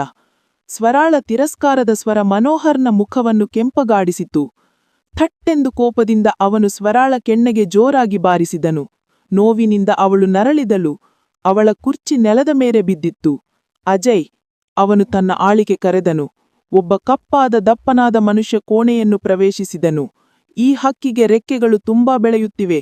ಈ ರೆಕ್ಕೆಗಳನ್ನು ಕಟ್ಟಬೇಕು. ಇವಳ ಜೊತೆ ಏನು ಮಾಡಬೇಕೆಂದು ನಿನಗೆ ಗೊತ್ತಲ್ವಾ? ಆ ಮನುಷ್ಯ ಪೈಶಾಚಿಕವಾಗಿ ನಗಿತ ಹೌದು ಎಂದು ತಲೆಯಾಡಿಸಿದನು ಮತ್ತು ಸ್ವರಾಳ ಜೀವ ಗಂಟಲಲ್ಲಿ ಸಿಕ್ಕುಕೊಂಡಂತಾಯಿತು. ಅವರಿಬ್ಬರ ಉದ್ದೇಶಗಳು ಅವಳಿಗೆ ಸರಿಯಾಗಿ ಕಾಣುತ್ತಿರಲಿಲ್ಲ. ಅಜಯ್ ಹೆಸರಿನ ಆ ಮನುಷ್ಯ ಕೈಯಲ್ಲಿ ಒಂದು ಇಂಜೆಕ್ಷನ್ ಹಿಡಿದು ಅವಳ ಕಡೆಗೆ ಬಂದನು. ಇಲ್ಲ, ನನ್ನ ಹತ್ತಿರ ಬರಬೇಡ, ಇಲ್ಲದಿದ್ದರೆ ಚೆನ್ನಾಗಿರುವುದಿಲ್ಲ. ಅವಳು ಒದ್ದಾಡುತ್ತಾ ತನ್ನನ್ನು ಬಿಡಿಸಿಕೊಳ್ಳಲು ಪ್ರಯತ್ನಿಸುತ್ತಿದ್ದಳು. ಆದರೆ ಎಲ್ಲವೂ ವ್ಯರ್ಥವಾಯಿತು. ಆ ಮನುಷ್ಯ ಅವಳ ಹತ್ತಿರ ಬಂದು ಅವಳ ತೋಳಿಗೆ ಆ ಇಂಜೆಕ್ಷನ್ ಚುಚ್ಚಿದನು. ಸ್ವರ ಪ್ರಜ್ಞೆಯಲ್ಲಿರಲು ಶಕ್ತಿಮೀರಿ ಪ್ರಯತ್ನಿಸಿದಳು. ಆದರೆ ಮೆಲ್ಲಮೆಲ್ಲನೆ ಅವಳ ಕಣ್ಣುಗಳು ಮುಚ್ಚತೊಡಗಿದವು. ಇವಳನ್ನು ಕಾಂತಾಬಾಯಿಯ ಕೋಟೆಗೆ ತಲುಪಿಸಿ ಯಾವಾಗ ಪ್ರತಿರಾತ್ರಿ ಒಬ್ಬ ಹೊಸ ಗಂಡಸಿನ ಹಾಸಿಗೆಯನ್ನು ಬಿಸಿ ಮಾಡುತ್ತಾಳೋ ಆಗ ಇವಳ ಸೊಕ್ಕು ಮುರಿಯುತ್ತದೆ. ಪ್ರಜ್ಞೆ ತಪ್ಪುವ ಮುನ್ನ ಮನೋಹರ್ನ ಧ್ವನಿ ಅವಳ ಕಿವಿಗೆ ಬಿದ್ದಿತು. ಬಾಸ್, ಕಾಂತಾಬಾಯಿಯ ಕೋಟೆಗೆ ತಲುಪಿಸುವ ಮೊದಲು ನಾವೇಕೆ ಈ ಸರಕನ್ನು ಸ್ವಲ್ಪ ರುಚಿ ನೋಡಬಾರದು? ಅಜಯ್ ಬಾಯಲ್ಲಿ ನೀರು ಉರುತ್ತಿತ್ತು. ಅದರ ಬಗ್ಗೆ ಯೋಚಿಸಲೂ ಬೇಡ. ಇಲ್ಲದಿದ್ದರೆ ಕಾಂತಾಬಾಯಿ ಈ ಹುಡುಗಿಯನ್ನು ಖಂಡಿತವಾಗಿಯೂ ತೆಗೆದುಕೊಳ್ಳುವುದಿಲ್ಲ. ಅವಳಿಗೆ ಯಾವಾಗಲೂ ಮುಟ್ಟದ ಸರಕು ಬೇಕು ಮತ್ತು ಅವಳು ಎಷ್ಟು ಚಾಲಾಕಿ ಎಂದರೆ ಒಂದೇ ನೋಟದಲ್ಲಿ ತನ್ನ ಸರಕನ್ನು ಗುರುತಿಸುತ್ತಾಳೆ, ಅದು ಬಳಸಿದ್ದೋ ಅಥವಾ ಸಂಪೂರ್ಣವಾಗಿ ಹೊಸದೋ ಎಂದು. ಮನೋಹರ್ ಮತ್ತು ಅಜಯ್ ಅವರ ಮಾತುಗಳು ಕಿವಿಯಲ್ಲಿ ಪ್ರತಿಧ್ವನಿಸುತ್ತಿದ್ದಂತೆ ಅವಳ ಪ್ರಾಣವೇ ಹೋಗುತ್ತಿರುವಂತೆ ಭಾಸವಾಗುತ್ತಿತ್ತು. ಅವಳು ಎಚ್ಚರದಲ್ಲಿರಲು ಪ್ರಯತ್ನಿಸುತ್ತಿದ್ದಳು. ಆದರೆ ಎಲ್ಲವೂ ವ್ಯರ್ಥವಾಯಿತು ಮತ್ತು ಅವಳು ಪ್ರಜ್ಞಾಹೀನಳಾದಳು. ಇಲ್ಲಿಂದಲೇ ಅವಳ ನರಳಾಟ ಪ್ರಾರಂಭವಾಯಿತು. ಅವಳನ್ನು ಮುಂಬಯಿಯ ಪ್ರಸಿದ್ಧ ಕೋಟೆಗೆ ತಲುಪಿಸಲಾಯಿತು. ಅವಳ ಕಣ್ಣು ತೆರೆದಾಗ ಅವಳು ಕತ್ತಲೆಯ ಕೋಣೆಯಲ್ಲಿದ್ದಳು. ಅವಳ ಮೆದುಳು ನಿಧಾನವಾಗಿ ಎಚ್ಚರಗೊಂಡು ಪ್ರಜ್ಞೆ ತಪ್ಪುವ ಮುನ್ನ ಕೇಳಿದ ಮನೋಹರ್ನ ಮಾತುಗಳು ನೆನಪಾದವು. ಅವಳ ಇಡೀ ಅಸ್ತಿತ್ವವೇ ನಡುಗಿತು. ಮಂದ ಬೆಳಕಿನಲ್ಲಿ ಕೋಣೆಯನ್ನು ನೋಡಲು ಪ್ರಯತ್ನಿಸಿದಳು. ನಿಧಾನವಾಗಿ ಅವಳ ಮುಂದೆ ಪ್ರತಿಯೊಂದು ದೃಶ್ಯವೂ ಸ್ಪಷ್ಟವಾಯಿತು. ಒಂದು ವಿಚಿತ್ರವಾದ ವಾಸನೆ, ಅದೇ ಚಿಕ್ಕ ಕೋಣೆ, ಆ ಬಡಗಿನ ಬಣ್ಣದ ಪರದೆಗಳು ಮತ್ತು ಒಂದು ಬದಿಯಲ್ಲಿ ಚಿಕ್ಕದಾದ ಹಾಸಿಗೆ. ತಾನು ಯಾವ ಜೌಗು ಪ್ರದೇಶದಲ್ಲಿ ಸಿಲುಕಿಕೊಂಡಿದ್ದೇನೆ ಎಂದು ಅರ್ಥಮಾಡಿಕೊಳ್ಳಲು ಅವಳಿಗೆ ಹೆಚ್ಚು ಸಮಯ ಬೇಕಾಗಲಿಲ್ಲ. ಅವಳು ಹುಚ್ಚಿಯಂತೆ ಬಾಗಿಲು ಬಡಿಯಲಾರಂಭಿಸಿದಾಗ ಒಬ್ಬ ದಪ್ಪಗಿನ ಕುರೂಪಿ ಹೆಂಗಸು ಒಳಗೆ ಬಂದಳು. ಸ್ವರಾಳ ಚೀರಾಟವಾಗಲಿ ಅಳುವುದಾಗಲಿ ಆ ಹೆಂಗಸಿನ ಮೇಲೆ ಯಾವುದೇ ಪರಿಣಾಮ ಬೀರಲಿಲ್ಲ. ಅವಳಿಗೆ ಇದೆಲ್ಲ ದಿನನಿತ್ಯದ ಮಾಮೂಲಿ ವಿಷಯವೆಂಬಂತಿತ್ತು. ನನ್ನನ್ನು ಬಿಟ್ಟು ಬಿಡಿ, ನಾನು ನಿಮ್ಮ ಮುಂದೆ ಕೈಮುಗಿಯುತ್ತೇನೆ. ನೋಡು ಹುಡುಗಿ, ನೀನು ಮತ್ತೆ ಮತ್ತೆ ಈ ಮಾತುಗಳನ್ನು ಹೇಳಿ ನಿನ್ನ ಮತ್ತು ನನ್ನ ಸಮಯವನ್ನು ಹಾಳು ಮಾಡುತ್ತಿದ್ದೀಯಾ? ನಾನು ನಿನಗೆ ಸ್ಪಷ್ಟವಾಗಿ ಹೇಳುತ್ತೇನೆ, ನೀನು ಈಗ ಇಲ್ಲಿಗೆ ಬಂದಿರುವುದರಿಂದ ಇಲ್ಲಿಂದ ಹೊರಹೋಗಲು ನಿನಗೆ ಯಾವುದೇ ಆಯ್ಕೆಯಿಲ್ಲ. ಎಷ್ಟು ಬೇಗ ನೀನು ಎಲ್ಲದಕ್ಕೂ ನಿನ್ನನ್ನು ಸಿದ್ಧಪಡಿಸಿಕೊಳ್ಳುತ್ತೀಯೋ ಅದು ನಿನಗೇ ಒಳ್ಳೆಯದು. ಯಾವತ್ತೂ ಇಲ್ಲ. ಸತ್ತರೂ ನಾನು ಈ ಕೆಲಸ ಮಾಡುವುದಿಲ್ಲ. ನೀವೆಲ್ಲರೂ ತುಂಬ ತಪ್ಪು ಮಾಡುತ್ತಿದ್ದೀರಿ. ಯಾವ ದಿನ ಅವನು ನನ್ನನ್ನು ಹುಡುಕಿಕೊಂಡು ನನ್ನ ಬಳಿಗೆ ಬರುತ್ತಾನೋ ಅಂದು ನಿಮ್ಮ ಎಲ್ಲರ ಸಾವು ಖಂಡಿತ. ಈಗಲೂ ಸಮಯವಿದೆ. ನನ್ನನ್ನು ಬಿಟ್ಟು ಬಿಡಿ. ನಾನು ಮಾತು ಕೊಡುತ್ತೇನೆ, ನಿಮ್ಮನ್ನು ಉಳಿಸುತ್ತೇನೆ, ನಿಮ್ಮ ಹೆಸರನ್ನು ಹೇಳುವುದಿಲ್ಲ. ಅವಳು ಕಾಂತಾಬಾಯಿಯ ಕಾಲಿಗೆ ಬಿದ್ದಳು. ಆದರೆ ಕಾಂತಾಬಾಯಿ ಅವಳನ್ನು ಜೋರಾಗಿ ಒದ್ದಳು. ಇಲ್ಲಿಗೆ ಬರುವ ಪ್ರತಿಯೊಬ್ಬರೂ ಹುಡುಗಿಯೂ ಇದನ್ನೇ ಹೇಳುತ್ತಾಳೆ. ನಾನು ಎಲ್ಲರ ಮಾತನ್ನೂ ಕೇಳತೊಡಗಿದರೆ ನನ್ನ ದಂಧೆಯೇ ಮುಚ್ಚಿಹೋಗುತ್ತದೆ. ಕಿರಣ್, ಇವಳನ್ನು ತಯಾರು ಮಾಡು. ಇಂದು ನಮ್ಮ ವಿಶೇಷ ಅತಿಥಿ ಬರಲಿದ್ದಾರೆ. ಅವಳು ಬೇಡ ಎನ್ನುತ್ತಲೇ ಇದ್ದಳು. ಅಷ್ಟರಲ್ಲಿ ಕಾಂತಾಬಾಯಿ ಕಿರಣ್ ಎಂಬ ಹುಡುಗಿಗೆ ಆಜ್ಞೆ ಮಾಡಿ ಅಲ್ಲಿಂದ ಹೊರಟು ಹೋದಳು. ಕಿರಣ್ ಅವಳ ಹತ್ತಿರ ಬಂದಳು. ನಿನ್ನ ಹೆಸರೇನು? ಸ್ವರ ಬಲವಂತವಾಗಿ ತೆರೆದ ಕಣ್ಣುಗಳಿಂದ ಅವಳನ್ನು ನೋಡುತ್ತಲೇ ಇದ್ದಳು. ಪರವಾಗಿಲ್ಲ, ಬಿಡು. ಹೇಗಿದ್ದರೂ ಇಲ್ಲಿ ನಿಜವಾದ ಹೆಸರಿನಿಂದ ಗುರುತಿಸುವುದಿಲ್ಲ. ನಿನ್ನ ಹೆಸರು ಇಂದಿನಿಂದ ಚಮೇಲಿ. ಆದರೆ ಸ್ವರ ಏನನ್ನೂ ಕೇಳಿಸಿಕೊಳ್ಳುವ ಸ್ಥಿತಿಯಲ್ಲಿರಲಿಲ್ಲ. ಕೋಣೆಯ ಮೂಲೆಯಲ್ಲಿಟ್ಟ ಕಪಾಟನ್ನು ತೆಗೆದು ಕಿರಣ್ ವಿಚಿತ್ರವಾದ ಬಟ್ಟೆಯನ್ನು ತೆಗೆದು ಅವಳಿಗೆ ಬಲವಂತವಾಗಿ ತೊಡಿಸಿದಳು. ಸ್ವಲ್ಪ ಸಮಯದ ನಂತರ ಒಂದು ಮಧ್ಯವಯಸ್ಸಿನ ವ್ಯಕ್ತಿ ಕೋಣೆಗೆ ಬಂದನು. ಅವನನ್ನು ನೋಡಿ ಅವಳು ಭಯದಿಂದ ಗೋಡೆಗೆ ಅಂಟಿಕೊಂಡಳು. ನನ್ನ ಹತ್ತಿರ ಬರಬೇಡ, ಇಲ್ಲದಿದ್ದರೆ ತುಂಬಾ ಕೆಟ್ಟದಾಗುತ್ತದೆ, ಅವಳು ಭಯದಿಂದ ನಡುಗುವ ಧ್ವನಿಯಲ್ಲಿ ಹೇಳಿದಳು. ಆದರೆ ಆ ವ್ಯಕ್ತಿ ಒಳಗಿನಿಂದ ಬಾಗಿಲು ಹಾಕಿದ್ದನು. ಸ್ವಲ್ಪ ಸಮಯ ಕಳೆದಿತ್ತು. ಅಷ್ಟರಲ್ಲಿ ಆ ವ್ಯಕ್ತಿ ಕೆಟ್ಟದಾಗಿ ಕಿರುಚುತ್ತಾ ಕೋಣೆಯಿಂದ ಹೊರಗೆ ಓಡಿ ಹೋದನು ಮತ್ತು ಕಾಂತಾಬಾಯಿಯಿಂದ ತನ್ನ ಹಣವನ್ನು ವಾಪಸ್ಸು ಪಡೆದು ಅಲ್ಲಿಂದ ಹೊರಟು ಹೋದನು. ಕಾಂತಾಬಾಯಿ ಆಶ್ಚರ್ಯಚಕಿತಳಾದಳು. ಕೋಣೆಯ ಒಳಗೆ ಬಂದು ನೋಡಿದಾಗ ಸ್ವರ ಹುಚ್ಚಿ ಹಿಡಿದವಳಂತೆ ಜೋರಾಗಿ ಕಿರುಚುತ್ತಿದ್ದಳು. ಕಾಂತಾಬಾಯಿಯ ಏಟು ತಿಂದು ಅವಳು ಪ್ರಜ್ಞಾ ತಪ್ಪಿ ಬಿದ್ದಳು. ಮುಂದಿನ ಹಲವು ದಿನಗಳವರೆಗೂ ಇದೇ ಪರಿಸ್ಥಿತಿ ಮುಂದುವರಿಯಿತು. ಕೋಣೆಗೆ ಯಾರುದೇ ಗಂಡಸು ಬಂದರೂ ಅವನು ಭಯದಿಂದ ಕಿರುಚುತ್ತಾ ಹೊರಗೆ ಓಡಿಹೋಗುತ್ತಿದ್ದನು. ಕಳೆದ 2 ತಿಂಗಳಿನಿಂದ ಅವಳು ಇದೇ ಕೋಣೆಯಲ್ಲಿ ಬಂದಿಯಾಗಿದ್ದಳು. ಯಾರಾದರೂ ಅವಳನ್ನು ನೋಡಿದರೆ ಗುರುತಿಸಲು ಸಾಧ್ಯವಾಗುತ್ತಿರಲಿಲ್ಲ. ಅವಳ ತಲೆಯ ಕೂದಲುಗಳನ್ನು ಅಂದಗೆಡಿಸಿ ಕತ್ತರಿಸಲಾಗಿತ್ತು. ದಿನವೂ ಅವಳಿಗೆ ಹಿಂಸೆ ನೀಡಲು ಅಂತಹ ತಮಾಷೆ ಮಾಡಲಾಗುತ್ತಿತ್ತು. ಅವಳು ಹುಚ್ಚಿಯಂತೆ ಕಿರುಚುತ್ತಿದ್ದಳು. ಕಾಂತಾಬಾಯಿ ಅವಳ ಮೇಲೆ ಯಾವುದೋ ಹಳೆಯ ದ್ವೇಷ ತೀರಿಸಿಕೊಳ್ಳುತ್ತಿರುವಂತಿತ್ತು. ಅವಳು ಹಲವು ಬಾರಿ ಸ್ವರಾಳನ್ನು ಬೇರೆ ಬೇರೆ ಜನರ ಮುಂದೆ ಬಲವಂತವಾಗಿ ನಿಲ್ಲಿಸಿದಳು. ಆದರೆ ಸ್ವರಾಳ ಮಾನಸಿಕ ಸ್ಥಿತಿ ಎಷ್ಟು ಹದಗೆಟ್ಟಿತ್ತು ಎಂದರೆ ಯಾರಾದರೂ ಅವಳನ್ನು ಮುಟ್ಟಲು ಹೋದರೆ ಅವಳ ಚೀರಾಟದಿಂದ ಹೆದರುತ್ತಿದ್ದರು. ಈ ಕಾರಣದಿಂದ ಇಂದಿನವರೆಗೂ ಯಾರೂ ಅವಳನ್ನು ಮುಟ್ಟಿರಲಿಲ್ಲ. ಆದರೆ ಅವಳ ಸೌಂದರ್ಯ ಎಲ್ಲೋ ಕಳೆದು ಹೋಗಿತ್ತು. ಕಾಂತಾಬಾಯಿ ಅವಳನ್ನು ಜೀವಂತ ಶವವನ್ನಾಗಿ ಮಾಡಿದ್ದಳು. ಜನರ ಮುಂದೆ ನೃತ್ಯ ಮಾಡಲು ಒತ್ತಾಯಿಸುತ್ತಿದ್ದಳು. ಅವಳಿಗೆ ಹೊಡೆಯುತ್ತಿದ್ದಳು. ತಿನ್ನಲು ಊಟ ಕೊಡುತ್ತಿರಲಿಲ್ಲ. ಅವಳಿಗೆ ಎಂತಹ ಕಠಿಣ ಶಿಕ್ಷೆ ಸಿಕ್ಕಿತ್ತೆಂದರೆ ಯೋಚಿಸುವ ಮತ್ತು ಅರ್ಥಮಾಡಿಕೊಳ್ಳುವ ಸಾಮರ್ಥ್ಯವೂ ಬಹುತೇಕ ಮುಗಿದು ಹೋಗಿತ್ತು. ಆದರೆ ಅವಳ ಮನಸ್ಸಿನಲ್ಲಿ ಇಂದಿಗೂ ಒಂದು ಹೆಸರು ಜೀವಂತವಾಗಿದ್ದರೆ ಅದು ತೇಜಸ್ ಠಾಕೂರ್. ಅವನ ಅಗತ್ಯ ಅವಳಿಗೆ ಪ್ರತಿ ಕ್ಷಣ ಪ್ರತಿ ಉಸಿರಿನಲ್ಲೂ ಕಾಡುತ್ತಿತ್ತು. 6 ತಿಂಗಳಿಂದ ಅವಳು ಭಯಂಕರ ನೋವಿನಲ್ಲಿದ್ದಳು. ಈ ಸಮಯದಲ್ಲೂ ಅವಳು ಕಣ್ಣೀರು ಒರೆಸಿಕೊಂಡು ತನ್ನೊಳಗೆ ಮುದಡಿ ಒಂದು ಮೂಲೆಯಲ್ಲಿ ಅಡಗಿ ಕುಳಿತಿದ್ದಳು. ಕೋಣೆಯಲ್ಲಿ ಅವಳನ್ನು ಹೊರತುಪಡಿಸಿ ಇನ್ನೊಬ್ಬ ಹುಡುಗಿ ಮತ್ತು 2 ಗಂಡಸಲಿದ್ದರು. ಒಬ್ಬನು ಆ ಹುಡುಗಿಗಾಗಿ ಮತ್ತು ಇನ್ನೊಬ್ಬ ಸ್ವರಾಳಿಗಾಗಿ ಬಂದಿದ್ದನು. ಆದರೆ ಸ್ವರಾಳ್ ಹತ್ತಿರ ಹೋಗುವ ಮೊದಲು ಅವರಿಬ್ಬರೂ ಆ ಹುಡುಗಿಯ ಹತ್ತಿರ ಹೋದರು. ಅವಳು ಸ್ವತಃ ತನ್ನಿಚ್ಛೆಯಿಂದ ಅವರಿಬ್ಬರಿಗೂ ಸಮಯ ಕೊಡಲು ತಯಾರಿದ್ದಳು. ಹೇಗಿದ್ದರೂ ಸ್ವರಾಳ್ ಮೇಲೆ ಆ 2 ಗಂಡಸರಿಗೂ ಯಾವುದೇ ಆಸಕ್ತಿ ಇರಲಿಲ್ಲ. ಅವಳು ನೋಡಲು ತುಂಬಾ ವಿಕಾರವಾಗಿ ಕಾಣುತ್ತಿದ್ದಳು. ನಿಧಾನವಾಗಿ ಅವರಿಬ್ಬರೂ ಆ ಹುಡುಗಿಯೊಂದಿಗೆ ಮೈಮರೆಯತೊಡಗಿದರು. ಆ ಕೋಣೆಯಲ್ಲಿ ನಡೆಯುತ್ತಿದ್ದುದನ್ನು ನೋಡುವ ಧೈರ್ಯ ಸ್ವರಾಳಿಗೆ ಇರಲಿಲ್ಲ. ಆ ಶಬ್ದಗಳಿಂದ ಅವಳಿಗೆ ಅಸಹ್ಯವಾಗುತ್ತಿತ್ತು. ಕೆಲವು ಕ್ಷಣಗಳು ಕಳೆದವು. ಅವಳಿಗೆ ಮತ್ತೆ ಆಘಾತವಾಯಿತು ಮತ್ತು ಅವಳು ಜೋರಾಗಿ ಕಿರುಚಲಾರಂಭಿಸಿದಳು. ಅವಳು ಎಷ್ಟು ಜೋರಾಗಿ ಕಿರುಚಿದಳೆಂದರೆ 2 ಗಂಡಸರು ಅವಳನ್ನು ಹುಚ್ಚಿ ಎಂದು ತಿಳಿದು ಅಲ್ಲಿಂದ ಓಡಿಹೋದರು. ನೀನು ಹುಚ್ಚಿಯಾಗಿದ್ದೀಯಾ? ನೀನು ದಂಧೆ ಮಾಡುವುದಿಲ್ಲ, ನನಗೂ ಮಾಡಲು ಬಿಡುವುದಿಲ್ಲ. ನಿನ್ನ ಹಾಗೆ ಹಸಿವಿನಿಂದ ಸಾಯುವ ಹವ್ಯಾಸ ನನಗಿಲ್ಲ. ಗಿರಾಕಿ ನನ್ನಿಂದ ಖುಷಿಯಾಗಿ ಹೋಗದಿದ್ರೆ ಕಾಂತಾಬಾಯಿ ಊಟ ಕೊಡುವುದಿಲ್ಲ, ನಿನಗೆ ಕೊಡದ ಹಾಗೆ. ಆ ಹುಡುಗಿ ಸ್ವರಾಳ ಕೆನ್ನೆಗೆ ಜೋರಾಗಿ ಬಾರಿಸಿದಳು ಮತ್ತು ಗೊಳಗುತ್ತಾ ಕೋಣೆಯಿಂದ ಹೊರಗೆ ಹೋದಳು. ಸ್ವರ ಓಡಿಹೋಗಿ ಬಾಗಿಲು ಹಾಕಿಕೊಂಡಳು. ಅವಳ ಕೈಗಳು ನಡುಗುತ್ತಿದ್ದವು. ಅವಳು ಆ ಹಾಸಿಗೆಯನ್ನು ಒಂದು ಬಾರಿ ನೋಡಿ ಕಪಾಟಿನ ಹಿಂದೆ ಅಡಗಿಕೊಂಡಳು. ವಿಧಿಯು ಯಾವ್ಯಾವ ರೂಪದಲ್ಲಿ ಅವಳನ್ನು ಅಳಿಸುತ್ತಿತ್ತೋ. ಅವಳು ಬಿಕ್ಕಿ ಬಿಕ್ಕಿ ಅತ್ತಳು. ಅವಳು ತನ್ನ ಇಡೀ ಜೀವನದಲ್ಲಿ ಅಳದಷ್ಟು ಈ 3 ತಿಂಗಳಲ್ಲಿ ಅತ್ತಿದ್ದಳು. ಅವಳು ತನ್ನಲ್ಲೇ ಮುದುಡಿಕೊಂಡಳು. ಆ ಹಾಸಿಗೆಯನ್ನು ನೋಡಲು ಅವಳಿಂದ ಆಗುತ್ತಿರಲಿಲ್ಲ. ಅವಳು ಎಲ್ಲಾ ದೀಪಗಳನ್ನು ಆರಿಸಿ ಬಿಕ್ಕಳಿಸುತ್ತಲೇ ಇದ್ದಳು. ಹೊರಗಿನಿಂದ ಬಾಗಿಲು ಜೋರಾಗಿ ಬಡಿಯಲ್ಪಟ್ಟಿತು. ಕಾಂತಾಬಾಯಿ ಬಾಗಿಲು ಬಡಿದಳು. ಅವಳ ಕಾರಣದಿಂದಲೇ ಕಳೆದ 3 ತಿಂಗಳಿಂದ ಸ್ವರ ಅಲ್ಲಿ ಬಂದಿಯಾಗಿದ್ದಳು. ಆದರೆ ಸ್ವರ ಬಾಗಿಲು ತೆರೆಯಲಿಲ್ಲ. ಇಂತಹ ವರ್ತನೆಗಳಿಂದಾಗಿಯೇ ಅವಳು ದಿನವೂ ಏಟು ತಿನ್ನುತ್ತಿದ್ದಳು ಮತ್ತು ಕಾಂತಾಬಾಯಿ ಅವಳ ಕೂದಲನ್ನು ಕತ್ತರಿಸಿದ್ದಳು. ಯಾವುದೇ ಶಬ್ದದ ವಿಷ ತನ್ನ ಕಿವಿಗಳಿಗೆ ತಲುಪದಂತೆ ಅವಳು ತನ್ನ ಕಿವಿಗಳನ್ನು ಗಟ್ಟಿಯಾಗಿ ಮುಚ್ಚಿಕೊಂಡಳು. ಹೇ ದೇವರೇ, ಸಹಾಯ ಮಾಡು, ನನಗೆ ಸಹಾಯ ಮಾಡು ಎಂದು ಅವಳು ಬಿಕ್ಕಳಿಸಿದಳು. ಭಯವು ಅವಳ ನರನಾಡಿಗಳಲ್ಲಿ ಓಡುತ್ತಿತ್ತು. ಒಂದಾನೊಂದು ಕಾಲದಲ್ಲಿ ಧೈರ್ಯಶಾಲಿಯಾಗಿದ್ದ, ಆತ್ಮವಿಶ್ವಾಸದಿಂದ ಇದ್ದ ಹುಡುಗಿ ಎಲ್ಲೋ ಕಳೆದು ಹೋಗಿದ್ದಳು. ಈಗ ಒಬ್ಬ ಹೆದರಿದ, ಮುರಿದು ಹೋದ, ನಡುಗುವ ಹುಡುಗಿ ತನ್ನನ್ನು ತಾನು ಸಂಭಾಳಿಸಿಕೊಳ್ಳಲು ಪ್ರಯತ್ನಿಸುತ್ತಿದ್ದಳು. ಆದರೆ ಅವಳ ಸ್ವಂತ ಅಸ್ತಿತ್ವವೇ ಅವಳ ಕೈಗೆ ಸಿಗುತ್ತಿರಲಿಲ್ಲ.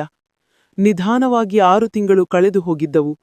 ತೇಜಸ್ ಠಾಕೂರ್ ಒಮ್ಮೆಯೂ ಅವಳನ್ನು ಹುಡುಕಲು ಪ್ರಯತ್ನಿಸಲಿಲ್ಲವೇ? ಒಮ್ಮೆಯೂ ಇಲ್ಲವೇ? ಅವಳು ಅಳುತ್ತಾ ಯೋಚಿಸುತ್ತಿದ್ದಳು. ಅವಳು ಎಲ್ಲಿ ಹೋದಳು ಎಂದು ಅವನು ಯೋಚಿಸಲಿಲ್ಲವೇ? ಅವಳು ಬಿಕ್ಕಳಿಸಿದಳು. ಆದರೆ ಉತ್ತರ ಮೌನವಾಗಿತ್ತು. ಅವನು ನನ್ನಿಲ್ಲದೆ ಉಸಿರಾಡುತ್ತಿರಲಿಲ್ಲ. ಹಾಗಾದರೆ ಅವನು ಇನ್ನೂ ಬದುಕಿದ್ದಾನೆಯೇ? ಅವಳು ತನ್ನನ್ನೇ ಪ್ರಶ್ನಿಸಿಕೊಡಲಾರಂಭಿಸಿದಳು.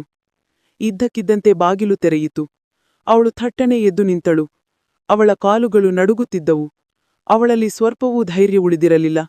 ಅವಳು ತನ್ನನ್ನು ರಕ್ಷಿಸಿಕೊಳ್ಳಲು ಹಿಂದಕ್ಕೆ ಸರಿಯುತ್ತಿದ್ದಾಗ ಕಾಂತಬಾಯಿ ಯಾವಾಗಲೂ ಮಾಡುವಂತೆ ಇಬ್ಬರು ಗಂಡಸರಿಗೆ ಸನ್ನೆ ಮಾಡಿದಳು. ಅವರು ಅವಳ ದುರ್ಬಲ ದೇಹವನ್ನು ಹಿಡಿದಿಟ್ಟುಕೊಂಡರು ಮತ್ತು ಕಾಂತಬಾಯಿ ತನ್ನ ಎದೆಯಲ್ಲಿದ್ದ ಯಾವ ಉರಿಯನ್ನೂ ಅವಳ ದೇಹದ ಮೇಲೆ ತೀರಿಸಿಕೊಳ್ಳಲು ಪ್ರಾರಂಭಿಸಿದಳು. ಅವಳಿಗೆ ಕೆಟ್ಟದಾಗಿ ಹೊಡೆದಳು, ಕೂದಲೆಳೆದಳು. ಸ್ವರಾಳಲ್ಲಿ ಕಿರುಚುವ ಶಕ್ತಿಯೂ ಉಳಿದಿರಲಿಲ್ಲ. ನೋವಿನಿಂದ ಅವಳ ಜೀವ ಒದ್ದಾಡುತ್ತಿತ್ತು. ಆದರೆ ಕಾಂತಬಾಯಿಯ ರಾಕ್ಷಸಿ ಏಟಿನ ಮುಂದೆ ಅವಳು ಒಂದು ಶಬ್ದವನ್ನು ಆಡಲಾಗಲಿಲ್ಲ. ಕಾಂತಬಾಯಿ ಸುಸ್ತಾದಾಗ, ಈಗ ಈ ಹುಡುಗಿಯನ್ನು ಹೊರಗೆ ಎಸೆಯಿರಿ ಎಂದಳು. ಆ ಇಬ್ಬರು ಗಂಡಸರು ಮನಸ್ಸಿನಲ್ಲೇ ನಾಚಿಕಿಕೊಂಡರು. ದಿನದಂತೆ ದೃಷ್ಟಿ ಕದ್ದು ಅಲ್ಲಿಂದ ಹೊರಟು ಹೋದರು. ಅವಳು ಈಗ ತುಂಬಾ ದುರ್ಬಲವಾಗಿದ್ದಳು. ಸ್ವರಾ ಮುಖದ ಮೇಲೆ ನೆಲದ ಮೇಲೆ ಬಿದ್ದಿದ್ದಳು. ಅರೇ ಸಾಹೇಬ್ರೆ, ಎಂಥ ಕಷ್ಟ ಕಳಿಸಿದ್ದಿರಿ ನೀವು. ಈ ಉಪದ್ರವದಿಂದ ಸ್ವಲ್ಪವೂ ಸಂಪಾದನೆಯಿಲ್ಲ. ಕಾಂತಬಾಯಿ ಫೋನ್ನಲ್ಲಿ ಯಾರಿಗೂ ಹೇಳುತ್ತಿದ್ದಳು ಮತ್ತು ಅವಳ ಉಸಿರಾಟ ವೇಗವಾಗಿತ್ತು. ಬಾಗಿಲು ಮತ್ತೊಮ್ಮೆ ತೆರೆಯಿತು. ಯಾರದ್ದೋ ಬೂಟುಗಳ ಟಕ್ ಟಕ್ ಶಬ್ದ ಒಳಗೆ ಬರುತ್ತಿತ್ತು. ಆ ಬೂಟು ಸ್ವರಾಳ ಮುಖದ ಹತ್ತಿರ ಬಂದು ನಿಂತಿತು. ಆ ಮನುಷ್ಯ ಕೆಳಗೆ ಬಗ್ಗಿ ಸ್ವರಾಳ ಮುಖದ ಮೇಲೆ ಮೊಬೈಲ್ ಟಾರ್ಚ್ ಹಾಕಿದನು. ಅವಳ ಇಡೀ ಮುಖದ ಮೇಲೆ ಆಳವಾದ ಗಾಯದ ಕಲೆಗಳಿದ್ದವು. ಹೊನ್ನಿನ ಬಣ್ಣದ ಕೂದಲು ಅಲ್ಲಲ್ಲಿ ಅಡ್ಡಾಡಿದ್ದಿಯಾಗಿ ಕತ್ತರಿಸಲ್ಪಟ್ಟಿದ್ದವು ಮತ್ತು ಎರಡೂ ಕೈಗಳ ಮೇಲೂ ಗಾಯಗಳಿದ್ದವು. ಈ ವ್ಯಕ್ತಿ ತುಂಬಾ ಶಾಂತವಾದಿ ಮುಗುಲ್ನಕ್ಕಿದನು. ಟಾರ್ಚ್ನ ಪ್ರಖರ ಬೆಳಕಿನಿಂದ ಸ್ವರಾ ಕಣ್ಣುಗಳನ್ನು ಗಟ್ಟಿಯಾಗಿ ಮುಚ್ಚಿಕೊಂಡಳು. ಅವಳು ಅವನನ್ನು ನೋಡಲಾಗಲಿಲ್ಲ. ಅರೇ ಅರೇ, ಇವಳಿಗಿಷ್ಟೊಂದು ಆತಿಥ್ಯ ನೀಡಿದ್ದೀರಿ ನೀವು. ಅವನು ಒಮ್ಮೆಲೆ ನಕ್ಕನು. ಸ್ವರಾ ತಕ್ಷಣ ಕಣ್ಣು ತೆರೆದಳು. ಸ್ವರಾ ತನ್ನನ್ನು ಗುರುತಿಸಿದ್ದಾಳೆ ಎಂದು ಬಹುತೇಕ ಅವನಿಗೆ ಅರ್ಥವಾಯಿತು. ಆಗ ಕತ್ತಲಿನಲ್ಲಿ ಒಂದು ಭಯಾನಕ ನಗು ಪ್ರತಿಧ್ವನಿಸಿತು. ಸ್ವರ ಏಳಲು ಪ್ರಯತ್ನಿಸಿದಳು, ಆದರೆ ಅವಳ ಮುರಿದು ಹೋದ ದೇಹ ಸಾಥ್ ನೀಡುತ್ತಿರಲಿಲ್ಲ. ಅವಳು ಕೆಟ್ಟದಾಗಿ ಗಾಯಗೊಂಡಿದ್ದಳು. ಇದ್ದಕ್ಕಿದ್ದಂತೆ ಆ ವ್ಯಕ್ತಿ ಎದ್ದು ನಿಂತನು. ಮತ್ತಿ ಸ್ವರಾಳ ಅದೇ ಗಾಯಗೊಂಡ ಕೈಯ ಮೇಲೆ ತನ್ನ ಬೂಟನ್ನು ಇಟ್ಟನು. ಎಷ್ಟು ಜೋರಾಗಿ ಎಂದರೆ ನೀರಿಲ್ಲದ ಮೀನು ಒದ್ದಾಡುವಂತೆ ಅವಳು ನರಳಾಡಿದಳು. ಇದು ತೇಜಸ್ ಠಾಕೂರ್ ಹೆಸರಿನ ಶಿಕ್ಷೆ ನನ್ನ ಪ್ರಿಯತಮೆ. ಅವನು ಅವಳ ಗಾಯಗೊಂಡ ಮುಖದ ಮೇಲೆ ಬೆರಳುಗಳಿಂದ ಒಂದು ಗೆರೆಯನ್ನೆಳೆಯುತ್ತಾ ಹೇಳಿದನು. ಆಹ್! ಅವಳು ನೋವಿನಿಂದ ನರಳಿಯತ್ತಳು. ಆ ವ್ಯಕ್ತಿ ದೀಪಗಳನ್ನು ಆನ್ ಮಾಡಲು ಹೇಳಿದನು. ದೀಪಗಳು ಉರಿಯತೊಡಗಿದ ಕೂಡಲೇ ಮನೋಹರ್ನ ಮುಖ ಸ್ವರಾಳ ಕಣ್ಮುಂದೆ ಪ್ರಕಾಶಮಾನವಾಯಿತು. ಸ್ವರಾ ಒದ್ದೆಯಾದ ಒಡೆದ ನೋಟದಿಂದ ಅವನನ್ನು ನೋಡುತ್ತಿದ್ದಳು. ಓ ಮೈ ಡಿಯರ್, ನಿನ್ನ ಸ್ಥಿತಿ ಏನಾಗಿಬಿಟ್ಟಿದೆ? ಅವನು ವಿಷಪೂರಿತವಾಗಿ ನಕ್ಕನು. ಸ್ವರ ಭಾರವಾದ ಮುರಿದ ಉಸಿರನ್ನು ತೆಗೆದುಕೊಳ್ಳುತ್ತಾ ಬಿಕ್ಕಳಿಸಲು ಪ್ರಾರಂಭಿಸಿದಳು. ಅವಳ ಪ್ರತಿ ಉಸಿರೂ ಕಷ್ಟಕರವಾಗಿತ್ತು. ಕಣ್ಣೀರು ಮೌನವಾಗಿ ಅವಳ ಕೆನ್ನೆಗಳ ಮೇಲೆ ಹರಿಯುತ್ತಿತ್ತು. ಮನೋಹರ್ ಕೊನೆಗೂ ಅವಳ ಕೈಯ ಮೇಲಿಂದ ಬೂಟನ್ನು ತೆಗೆದನು. ಸ್ವರ ಅವನನ್ನು ನೋಡಿದರೂ ಏನೂ ಮಾತನಾಡಲಿಲ್ಲ. ಮನೋಹರ್ ಅವಳ ಹತ್ತಿರ ಕುಳಿತನು. ನಿನ್ನೊಂದಿಗೆ ಏನೆಲ್ಲ ನಡೆಯಿತೋ ಅದಕ್ಕೆ ನನಗೆ ವಿಷಾದವಿದೆ, ತುಂಬಾ ವಿಷಾದವಿದೆ. ಆದರೆ ನಾನೇನು ಮಾಡಲಿ? ನಾನಂತೂ ಸಂಪೂರ್ಣವಾದಿ ಪರಿಪೂರ್ಣನಾಗಿದ್ದೇನೆ ಮತ್ತು ನನಗಿಂತ ಹೆಚ್ಚಾಗಿ ಯಾರನ್ನು ಪರಿಗಣಿಸುವುದಿಲ್ಲ. ನೋಡು, ನಾನು ಏನೇ ಮಾಡಿದರೂ ಅದರಲ್ಲಿ ನಿಜವಾಗಿಯೂ ತಪ್ಪು ನಿನ್ನದೇ ಆಗಿತ್ತು, ನನ್ನದಲ್ಲ. ನೀನು ಆ ಸೋತವನೊಂದಿಗೆ, ಲೂಸರ್, ಇದ್ದೆ. ಅವನನ್ನು ಮುಂದಕ್ಕೆ ತರುತ್ತಿದ್ದೆ. ಅವನು ನನಗಿಂತ ಶ್ರೀಮಂತನಾಗುತ್ತಿದ್ದ ಮತ್ತು ಇದೆಲ್ಲವನ್ನು ನೀನು ಅವನಿಗೆ ನೀಡುತ್ತಿದ್ದೆ. ಹೌದು, ನಿನ್ನ ಅಪರಾಧ ಚಿಕ್ಕದಾಗಿತ್ತು, ಆದರೆ ಮುಂದೆ ಹೋಗಿ ಇದು ನನಗೆ ತೊಂದರೆಯಾಗುತ್ತಿತ್ತು. ಅದಕ್ಕೆ ನಾನು ನಿನ್ನನ್ನು ದಾರಿಯಿಂದ ತೆಗೆದು ಹಾಕಲು ಹೀಗೆ ಮಾಡಿದೆ. ಇಷ್ಟು ಬುದ್ಧಿ ಉಪಯೋಗಿಸುವ ಅವಶ್ಯಕತೆ ಏನಿತ್ತು? ನಾನು ನಿನಗೆ ಆಫರ್ ನೀಡಿದ್ದೆ ಅಲ್ವಾ, ನನ್ನೊಂದಿಗೆ ಕೆಲಸ ಮಾಡು ಎಂದು? ನಾನು ನಿನಗೆ ಅವನಿಗಿಂತ ಹೆಚ್ಚು ಕೊಡುತ್ತಿದ್ದೆ. ಕೊನೆಗೂ ನನ್ನಲ್ಲಿ ಏನು ಕಡಿಮೆ ಇತ್ತು? ನಾನು ನಿನಗೆ ಅವನಿಗಿಂತ ಎಷ್ಟೋ ಪಟ್ಟು ಹೆಚ್ಚು ನೀಡುತ್ತಿದ್ದೆ. ಆದರೆ ನಿನ್ನ ಮೇಲೆ ತೇಜಸ್ನ ಪ್ರೇಮದ ಭೂತ ಸವಾರಿ ಮಾಡುತ್ತಿತ್ತು. ಪೂರ್ತಿ 6 ತಿಂಗಳುಗಳಾದವು. ಅವನು ನಿನ್ನನ್ನು ಉಳಿಸಲು ಬಂದನಾ? ಅವನಿಗೆ ನಿನ್ನ ಮೇಲೆ ಅಷ್ಟೊಂದು ಪ್ರೀತಿ ಇದ್ದಿದ್ದರೆ ಅವನು ನಿನ್ನನ್ನು ಪಾತಾಳದಿಂದಲೂ ಹುಡುಕಿ ತರುತ್ತಿದ್ದನು. ಆದರೆ ಅವನು ತನ್ನ ಪ್ರಪಂಚದಲ್ಲಿ ಖುಷಿಯಾಗಿದ್ದಾನೆ. ಬಹುಶಃ ಅವನು ಯಾರೋ ಹೊಸ ಹುಡುಗಿಯನ್ನು ಸಿಕ್ಕಿಸಿಕೊಂಡಿರಬಹುದು. ಅವನು ನಕ್ಕನು. ಸ್ವರ ಬಹಳ ಕಷ್ಟಪಟ್ಟು ಉಸಿರು ತೆಗೆದುಕೊಂಡಳು. ಆ ಉಸಿರಿನಲ್ಲಿ ತುಂಬಾ ನೋವಿರುವಂತಿತ್ತು. ಯಾವ ದಿನ ಅವನಿಗೆ ಇದೆಲ್ಲವನ್ನು ನೀನೇ ಮಾಡಿದ್ಯಾ ಎಂದು ತಿಳಿಯುತ್ತದೋ ಆ ದಿನ ಈ ಭೂಮಿಯ ಮೇಲೆ ನಿನಗೆ ಕೊನೆಯ ದಿನವಾಗುತ್ತದೆ. ಅವನು ನಿನ್ನ ಚೂರುಗಳನ್ನು ರಣಹದ್ದುಗಳಿಗೆ ತಿನ್ನಿಸುತ್ತಾನೆ. ಅವಳು ಮುರಿದ ಉಸಿರಿನಲ್ಲಿ ಹೇಳಿದಾದ ಮನೋಹರ್ನ ಮುಖದ ಭಂಗ ಬದಲಾಯಿತು. ಮನೋಹರ್ನ ಮುಖದ ಮೇಲೆ ಒಮ್ಮೆಲೆ ಕತ್ತಲು ಆವರಿಸಿತು. ಗಾಯದ ಉರಿ ಸ್ವಲ್ಪ ಕಡಿಮೆಯಾದಂತೆ ಸ್ವರಾಳಿಗೆ ಅನಿಸಿತು. ಆದರೆ ಅವಳು ನಗಲೂ ಇಲ್ಲ, ಹೀಯಾಳಿಸಲೂ ಇಲ್ಲ. ಆದರೂ ಮನೋಹರ್ ಕೋಪದಲ್ಲಿ ಅವಳ ಮುಖದ ಮೇಲೆ ಜೋರಾದ ಕಪಾಳ ಮೋಕ್ಷ ಮಾಡಿದನು. ಅವಳ ಮೂಗಿನಿಂದ ರಕ್ತ ಹರಿಯಲು ಪ್ರಾರಂಭಿಸಿತು ಮತ್ತು ಕಣ್ಣುಗಳಿಂದ ಕಣ್ಣೀರು ಉದರಿತು. ಮನೋಹರ್ ಎದ್ದು ಇನ್ನೊಂದು ಬಲವಾದ ಒದೆತ ನೀಡಿದನು. ಸ್ವರ ಚೀರಾಡಿದಳು. ನಿನ್ನನ್ನು ಅವನ ಹತ್ತಿರ ಮತ್ತು ಅವನನ್ನು ನಿನ್ನ ಹತ್ತಿರ ತಲುಪಲು ನಾನು ಎಂದಿಗೂ ಬಿಡುವುದಿಲ್ಲ. ತೇಜಸ್ ಠಾಕೂರ್ವರೆಗೆ ನಿನ್ನನ್ನು ತಲುಪಿಸಲು ಪ್ರಯತ್ನಿಸುವ ಪ್ರತಿಯೊಬ್ಬ ವ್ಯಕ್ತಿಯನ್ನು ನಾನು ಕೊಂದು ಹಾಕುತ್ತೇನೆ. ಅವನು ಘರ್ಜಿಸಿದನು ಮತ್ತು ಅವಳು ಹೆದರಿ ಮುದುಡಿಕೊಂಡಳು. ಅವಳ ಮಾನಸಿಕ ಶಕ್ತಿ ಮುಗಿದು ಹೋದಂತಾಯಿತು. ಮನೋಹರ್ ಹೊರಗೆ ಬಂದನು. ನಾನು ಹೇಳಿದ್ದೆನಲ್ಲ, ಇವಳನ್ನು ಯಾವುದಾದರೂ ಕಾಡು ನಾಯಿಯ ಮುಂದೆ ಹಾಕಿಬಿಡಿ ಎಂದು. ಅವನು ಕೆಲಸ ಮಾಡವಳ ಮೇಲೆ ರೇಗಾಡಿದನು. ಅರೆ ಸಾಹಿಬರೇ, ನಾನು ಇಂದೇ ಈ ಕೆಲಸ ಮಾಡುತ್ತೇನೆ. ಅವಳು ನಕ್ಕಾಗ ಮನೋಹರ್ ತಲೆಯಾಡಿಸಿದನು. ತೇಜಸ್ ಅವಳನ್ನು ಹುಡುಕುವ ಮೊದಲೇ ಸ್ವರ ಸತ್ತು ಹೋಗುವನೇ ಸರಿಯಾಗಿತ್ತು. ಮನೋಹರ್ ಅವಳ ಗುರುತೇ ಇಲ್ಲದಂತೆ ಅಳಿಸಿ ಹಾಕಲು ಬಯಸಿದ್ದನು. ತೇಜಸ್ ಠಾಕೂರ್ನ ಕಂಪನಿ ಮತ್ತೆ ಕೆಳಗೆ ಬೀಳುತ್ತಿತ್ತು. ಯಾಕೆಂದರೆ ಅವನ ಗಮನ ವ್ಯವಹಾರದಲ್ಲಿ ಇಲ್ಲಲೇ ಇಲ್ಲ. ಅವನು ಹುಚ್ಚನಾಗಿದ್ದನು. ಚೆಡರಿದ ಕೂದಲು, ಅಸ್ತವ್ಯಸ್ತವಾದ ಸ್ಥಿತಿ. ಯಾರೇ ಅವನ ಹತ್ತಿರ ಬಂದರೂ ಅವರ ಮೇಲೆ ಕಿರಿಚಾಡಿ ಅವರನ್ನು ಹೊರಗೆ ಹಾಕುತ್ತಿದ್ದನು. ಅವನು ಕೇವಲ ಒಂದೇ ಸುದ್ದಿಯನ್ನು ಕೇಳಬೇಕಿತ್ತು, ಅದು ಸ್ವರಾಳ ಬಗ್ಗೆ. ಈ 6 ತಿಂಗಳಲ್ಲಿ ಅವನು ಎಲ್ಲೆಲ್ಲಿ ಹುಡುಕಿರಲಿಲ್ಲ. ಪೊಲೀಸರ ಸಹಾಯ ಪಡೆದಿದ್ದನು, ಗುಪ್ತಚರ ಏಜೆನ್ಸಿಗಳ ಸಹಾಯ ಪಡೆದಿದ್ದನು.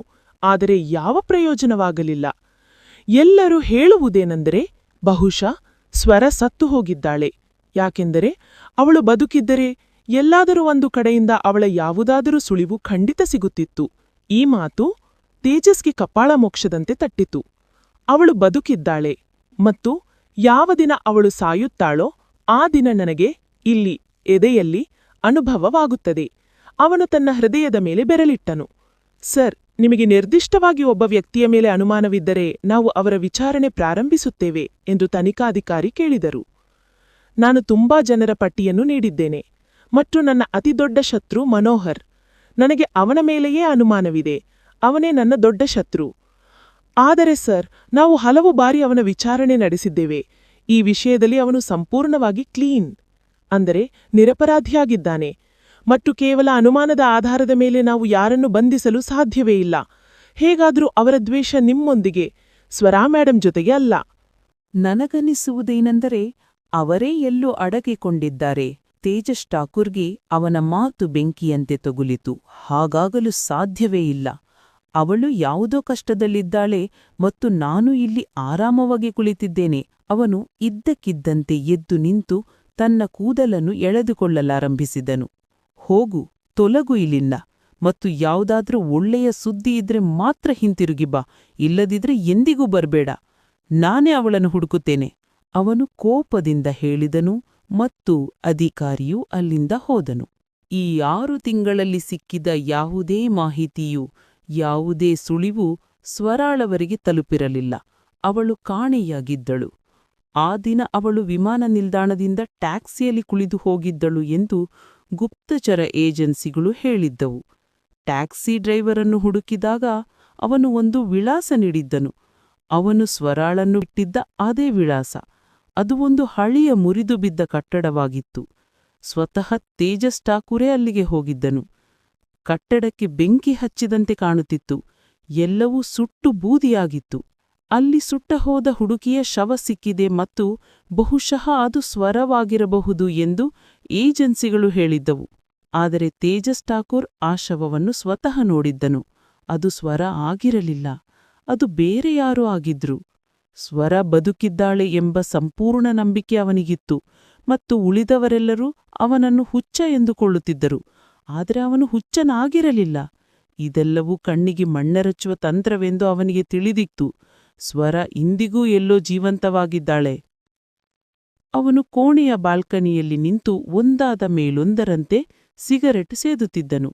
ಸ್ವರಾಳಿದೆ ಸಿಗರೆಟ್ಟೆಂದರೆ ದ್ವೇಷವಿತ್ತು ಎಂಬುದು ಅವನಿಗೆ ನೆನಪಾಯಿತು. ಅವಳ ಕಾರಣಕ್ಕಾಗಿಯೇ ಅವನು ಸಿಗರೆಟ್ ಬಿಟ್ಟಿದ್ದನು. ಆದರೆ ಈಗ ಅವಳಿರಲಿಲ್ಲ. ಹಾಗಾಗಿ ತನ್ನ ದುಃಖವನ್ನು ಹಗುರ ಮಾಡಿಕೊಳ್ಳಲು ಅವನು ಹೊಗೆಯಲ್ಲಿ ಆಶ್ರಯ ಪಡೆಯುತ್ತಿದ್ದನು. ಇದ್ದಕ್ಕಿದ್ದಂತೆ ಅವನ ಫೋನ್ ರಿಂಗ್ ಅಣಿಸಿತು. ಅವನು ನೋಡಿದಾಗ ಅವನ ಆಪ್ತ ಮನುಷ್ಯ ನಾರದನ ಕರೆಯಿತ್ತು. ಅವನು ತಕ್ಷಣ ಫೋನ್ ಕಿವಿಗೆ ಇಟ್ಟುಕೊಂಡನು. ಹೇಳು ನಾರದ್, ನಾನು ನಿನ್ನ ಕರೆಗಾಗಿಯೇ ಕಾಯುತ್ತಿದ್ದೆ. ಯಾವುದಾದ್ರೂ ಒಳ್ಳೆಯ ಸುದ್ದಿ ಇದೆಯೇ? ಅವನು ಆತಂಕದಿಂದ ಕೇಳಿದನು. ಸರ್, ಆ ದಿನದಿಂದ ನಾನು ಮನೋಹರ್ನ ಬೆನ್ನು ಬಿಟ್ಟಿಲ್ಲ. ಅವನು ಎಲ್ಲಿ ಹೋಗುತ್ತಾನೆ, ಏನು ಮಾಡುತ್ತಾನೆ, ನಾನು ಎಲ್ಲವನ್ನೂ ನೋಡುತ್ತಿದ್ದೇನೆ. ಇಲ್ಲಿಯವರೆಗೆ ಎಲ್ಲವೂ ಸಾಮಾನ್ಯವಾಗಿತ್ತು.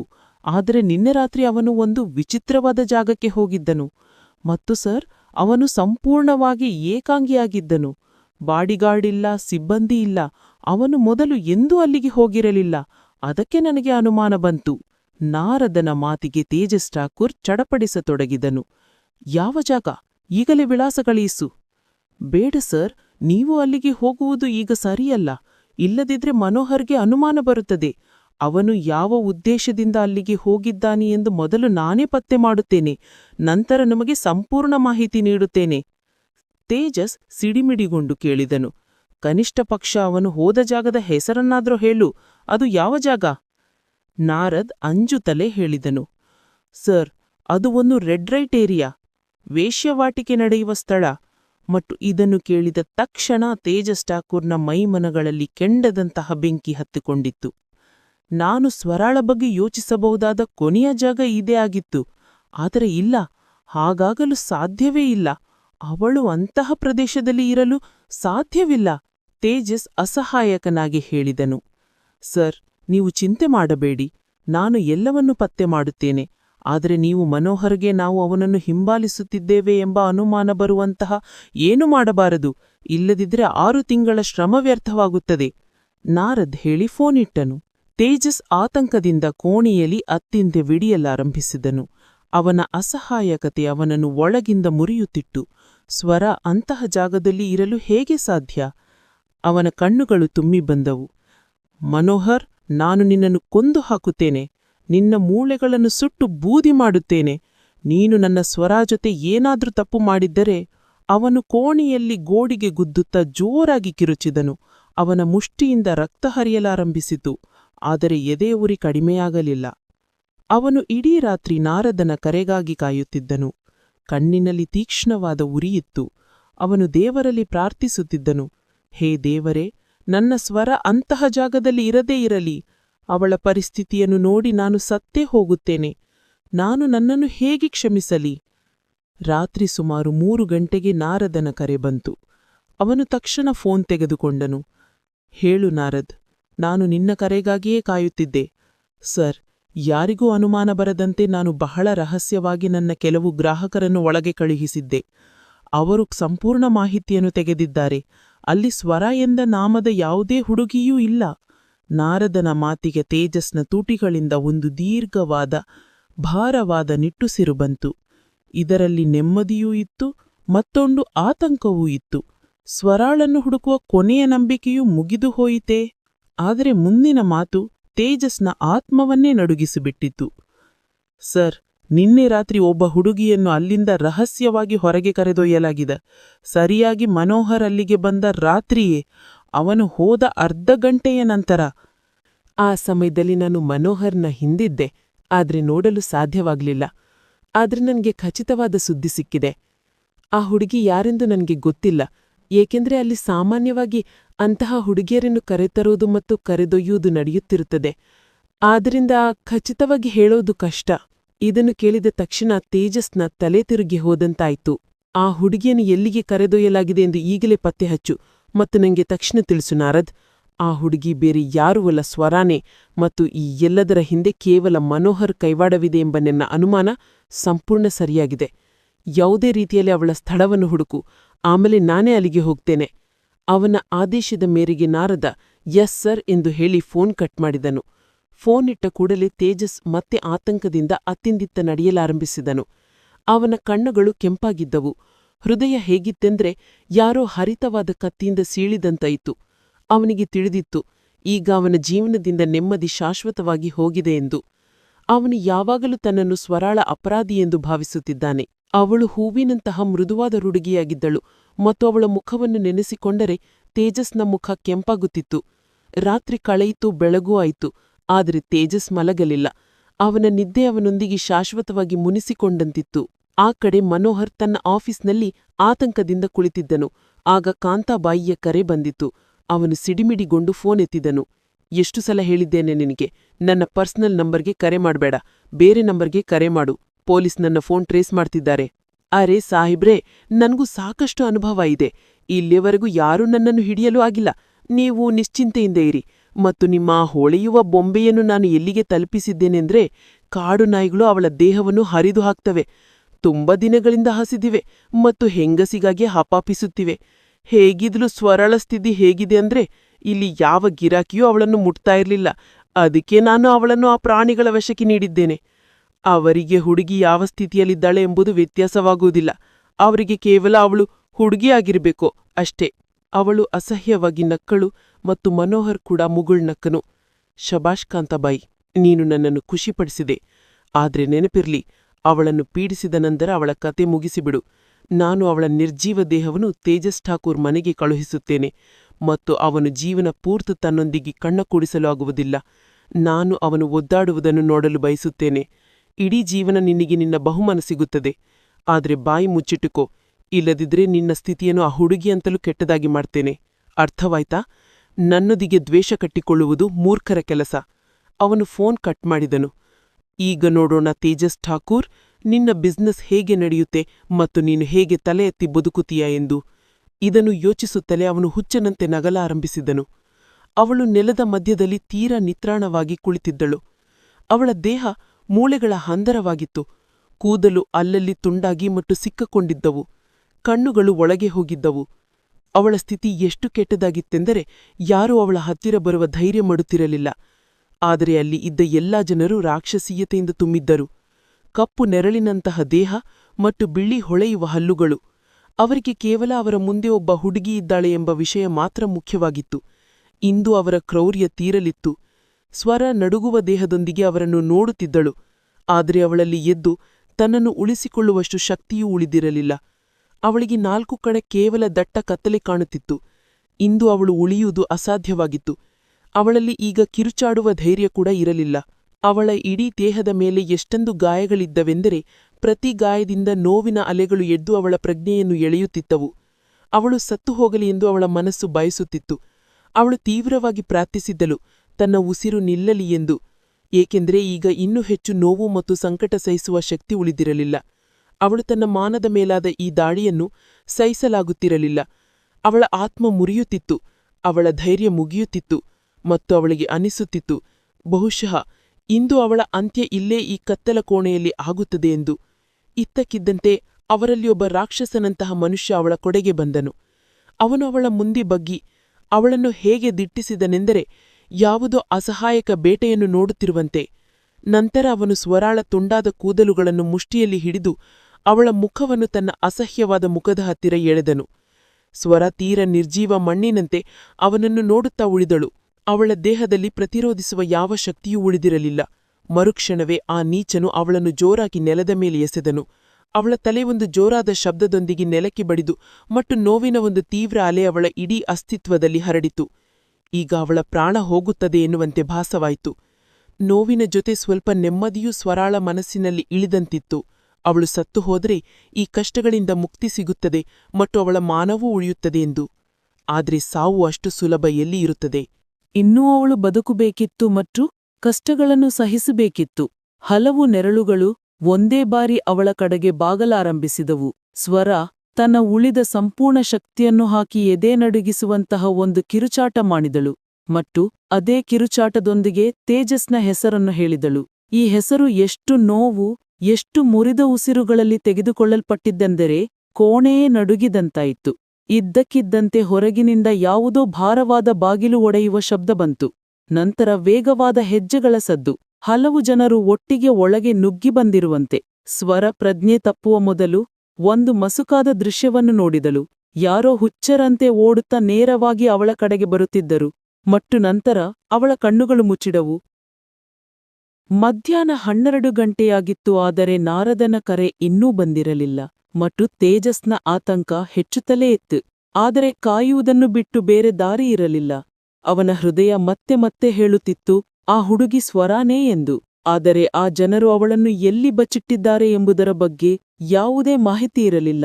ಇದ್ದಕ್ಕಿದ್ದಂತೆ ಅವನ ಮೊಬೈಲ್ ರಿಂಗಣಿಸಿತು. ಅವನು ತಕ್ಷಣವೇ ಫೋನ್ ಕಿವಿಗೆ ಇಟ್ಟುಕೊಂಡನು. ಇನ್ನೊಂದು ಬದಿಯಲ್ಲಿ ನಾರದನ ನಡುಗುವ ಧ್ವನಿಯಿತ್ತು. ಸರ್, ಆ ಹುಡುಗಿಯ ಸ್ಥಳ ಸಿಕ್ಕಿದೆ. ಅವನು ಬಾಂದ್ರಾದ ಒಂದು ನಿರ್ಜನ ಪ್ರದೇಶದ ಹೆಸರನ್ನು ಹೇಳಿದನು. ಅಲ್ಲಿ ಒಂದು ಹಳೆಯ ಪಾಳು ಬಿದ್ದ ಕಟ್ಟಡವಿತ್ತು. ಆ ಕಟ್ಟಡದ ಒಳಗೆ ಹುಡುಗಿಯನ್ನು ಬಚ್ಚಿಡಲಾಗಿತ್ತು. ನಾರದ್, ನೀನು ಅಲ್ಲೇ ಇರು. ನಾನು ಪೊಲೀಸರ ದೊಡ್ಡ ತಂಡವನ್ನು ತೆಗೆದುಕೊಂಡು ಬರುತ್ತೇನೆ, ತೇಜಸ್ ಅವಸರದಲ್ಲಿ ಹೇಳಿದನು. ಆದರೆ ಸರ್, ಆ ಹುಡುಗಿ ಸ್ವರ ಆಗಿರದಿದ್ದರೆ ಎಂದು ನಾರದ್ ಗಾಬರಿಯಿಂದ ಕೇಳಿದನು. ತೇಜಸ್ ದೃಢವಾದ ಧ್ವನಿಯಲ್ಲಿ ಉತ್ತರಿಸಿದನು, ಅವಳು ಸ್ವರಾನೇ. ನನಗೆ ಸಂಪೂರ್ಣ ನಂಬಿಕೆಯಿದೆ. ಮತ್ತು ಅವಳು ಬೇರೆ ಯಾರೇ ಹುಡುಗಿಯಾಗಿದ್ದರೂ ನಾವು ಅವಳನ್ನು ರಕ್ಷಿಸುತ್ತೇವೆ ಎಂದು ಹೇಳಿ ಅವನು ಫೋನ್ ಕಟ್ ಮಾಡಿದನು. ಅವನು ಅಲ್ಲಿಗೆ ಸಾಧ್ಯವಾದಷ್ಟು ಬೇಗ ತಲುಪಬೇಕಾಗಿತ್ತು, ಸಮಯ ಮೀರುವ ಮುನ್ನವೇ. ಅವಳು ಕಣ್ಣು ತೆರೆದಾಗ ಹಾಸ್ಪಿಟಲಿಯ ಬೆಡ್ ಮೇಲಿದ್ದಳು. ಅವಳ ಎರಡೂ ಕೈಗಳಿಗೆ ಡ್ರಿಪ್ಸ್ ಹಾಕಲಾಗಿತ್ತು ಮತ್ತು ದೇಹವನ್ನು ಅಲುಗಾಡಿಸಲು ಆಗುತ್ತಿರಲಿಲ್ಲ. ಅವಳಿಗೆ ನೆನಪಿದ್ದ ಕೊನೆಯ ದೃಶ್ಯವೆಂದರೆ ಆ ರಾಕ್ಷಸರು ಅವಳ ಕಡೆಗೆ ಬರುತ್ತಿದ್ದರು. ಅಷ್ಟರಲ್ಲಿ ಬಾಗಿಲು ತೆರೆದಿತ್ತು ಮತ್ತು ಯಾರೋ ಅವಳ ಕಡೆಗೆ ಬರುತ್ತಿದ್ದರು. ಅವನು ಯಾರು? ಅವಳ ಮೆದುಳು ಸಂಪೂರ್ಣವಾಗಿ ಸ್ತಬ್ಧವಾಗಿತ್ತು. ಯೋಚಿಸುವ ಶಕ್ತಿಯೇ ಉಳಿದಿರಲಿಲ್ಲ. ಅವಳು ಚಾವಣಿಯನ್ನು ನೋಡುತ್ತಾ ಮಲಗಿದ್ದಳು. ನಂತರ ನೋಡಿದಾಗ ಯಾರೋ ಅವಳ ತಲೆದಿಂಬಿನ ಪಕ್ಕದಲ್ಲಿ ಅವಳ ತೋಳಿನ ಮೇಲೆ ತಲೆಯಿಟ್ಟು ಗಾಢ ನಿದ್ದೆಯಲ್ಲಿದ್ದರು. ಸ್ವರ ನಿಧಾನವಾಗಿ ತನ್ನ ತೋಳನ್ನು ಅಲುಗಾಡಿಸಿದಳು. ಆಗ ಆ ವ್ಯಕ್ತಿಯು ಸ್ವಲ್ಪ ಚಲನೆಯೊಂದಿಗೆ ಕಣ್ಣು ತೆರೆದನು ಮತ್ತು ತಕ್ಷಣವೇ ತಲೆ ಎತ್ತಿ ಅವಳನ್ನು ನೋಡಿದನು. ಇಬ್ಬರ ದೃಷ್ಟಿಗಳು ಒಂದಾದವು. ತೇಜಸ್ ತಕ್ಷಣವೇ ಎದ್ದು ನೇರವಾಗಿ ಕುಳಿತನು. ಸ್ವರ, ನನ್ನ ಜೀವವೇ, ನಿನಗೆ ಪ್ರಜ್ಞೆ ಬಂತು. ದೇವರಿಗೆ ಧನ್ಯವಾದ. ಅವನು ಅವಳ ಹಣೆಯ ಮೇಲೆ ಮುತ್ತಿಡುತ್ತಾ ಹೇಳಿದನು. ಸ್ವರ ರೆಪ್ಪೆಗಳನ್ನು ಬಡಿಯುತ್ತಾ ಅವನನ್ನು ನೋಡುತ್ತಿದ್ದಳು. ಅವನು ಯಾರೆಂದು ಗುರುತಿಸಲು ಪ್ರಯತ್ನಿಸುತ್ತಿರುವಂತೆ ಕಾಣುತ್ತಿತ್ತು. ಅವಳ ಮೆದುಳು ಇನ್ನೂ ಅಸಹಜ ಸ್ಥಿತಿಯಲ್ಲಿತ್ತು. ಏನನ್ನೂ ಪ್ರಾಸೆಸ್ ಮಾಡಲು ಆಗುತ್ತಿರಲಿಲ್ಲ. ಇದು ನಿಜವೋ ಅಥವಾ ಕನಸೋ ಎಂದು ತಿಳಿಯುತ್ತಿರಲಿಲ್ಲ. ಅವಳ ಕಣ್ಣು ಮುಂದೆ ಮತ್ತೆ ಕತ್ತಲೆ ಆವರಿಸಿತು. ಸ್ವರ, ದಯವಿಟ್ಟು ಕಣ್ಣು ತೆರೆ. ನನ್ನ ಕಡೆ ನೋಡು. ನಾನು ನಿನ್ನ ತೇಜಸ್. ನಾನು ಬಂದಿದ್ದೇನೆ ಅಲ್ವಾ? ಈಗ ನಿನಗೆ ಏನೂ ಆಗಲು ಬಿಡುವುದಿಲ್ಲ. ಅವನು ಹುಚ್ಚನಂತೆ ಅವಳ ಮೇಲೆ ಬಾಗಿದ್ದನು. ಸ್ವರಳ ಕಣ್ಣು ಮುಂದೆ ಇದ್ದಕ್ಕಿದ್ದಂತೆ ಆ ಎಲ್ಲ ಕಾಮುಕ ರಾಕ್ಷಸರು ಬಂದರು. ಅವಳನ್ನು ಬಾಚಿಕೊಳ್ಳಲು ಅವರು ಹಾತರಿಸುತ್ತಿದ್ದರು. ತಕ್ಷಣವೇ ಅವಳು ವಿಚಿತ್ರವಾಗಿ ಕಿರುಚಾಡಲು ಪ್ರಾರಂಭಿಸಿದಳು. ಅವಳ ಆ ಅರ್ಥಗರ್ಭಿತ ಚೀರಾಟದಿಂದ ತೇಜಸ್ ಗಾಬರಿಗೊಂಡನು. ಅವಳನ್ನು ನಿಭಾಯಿಸುವುದು ಕಷ್ಟವಾಯಿತು.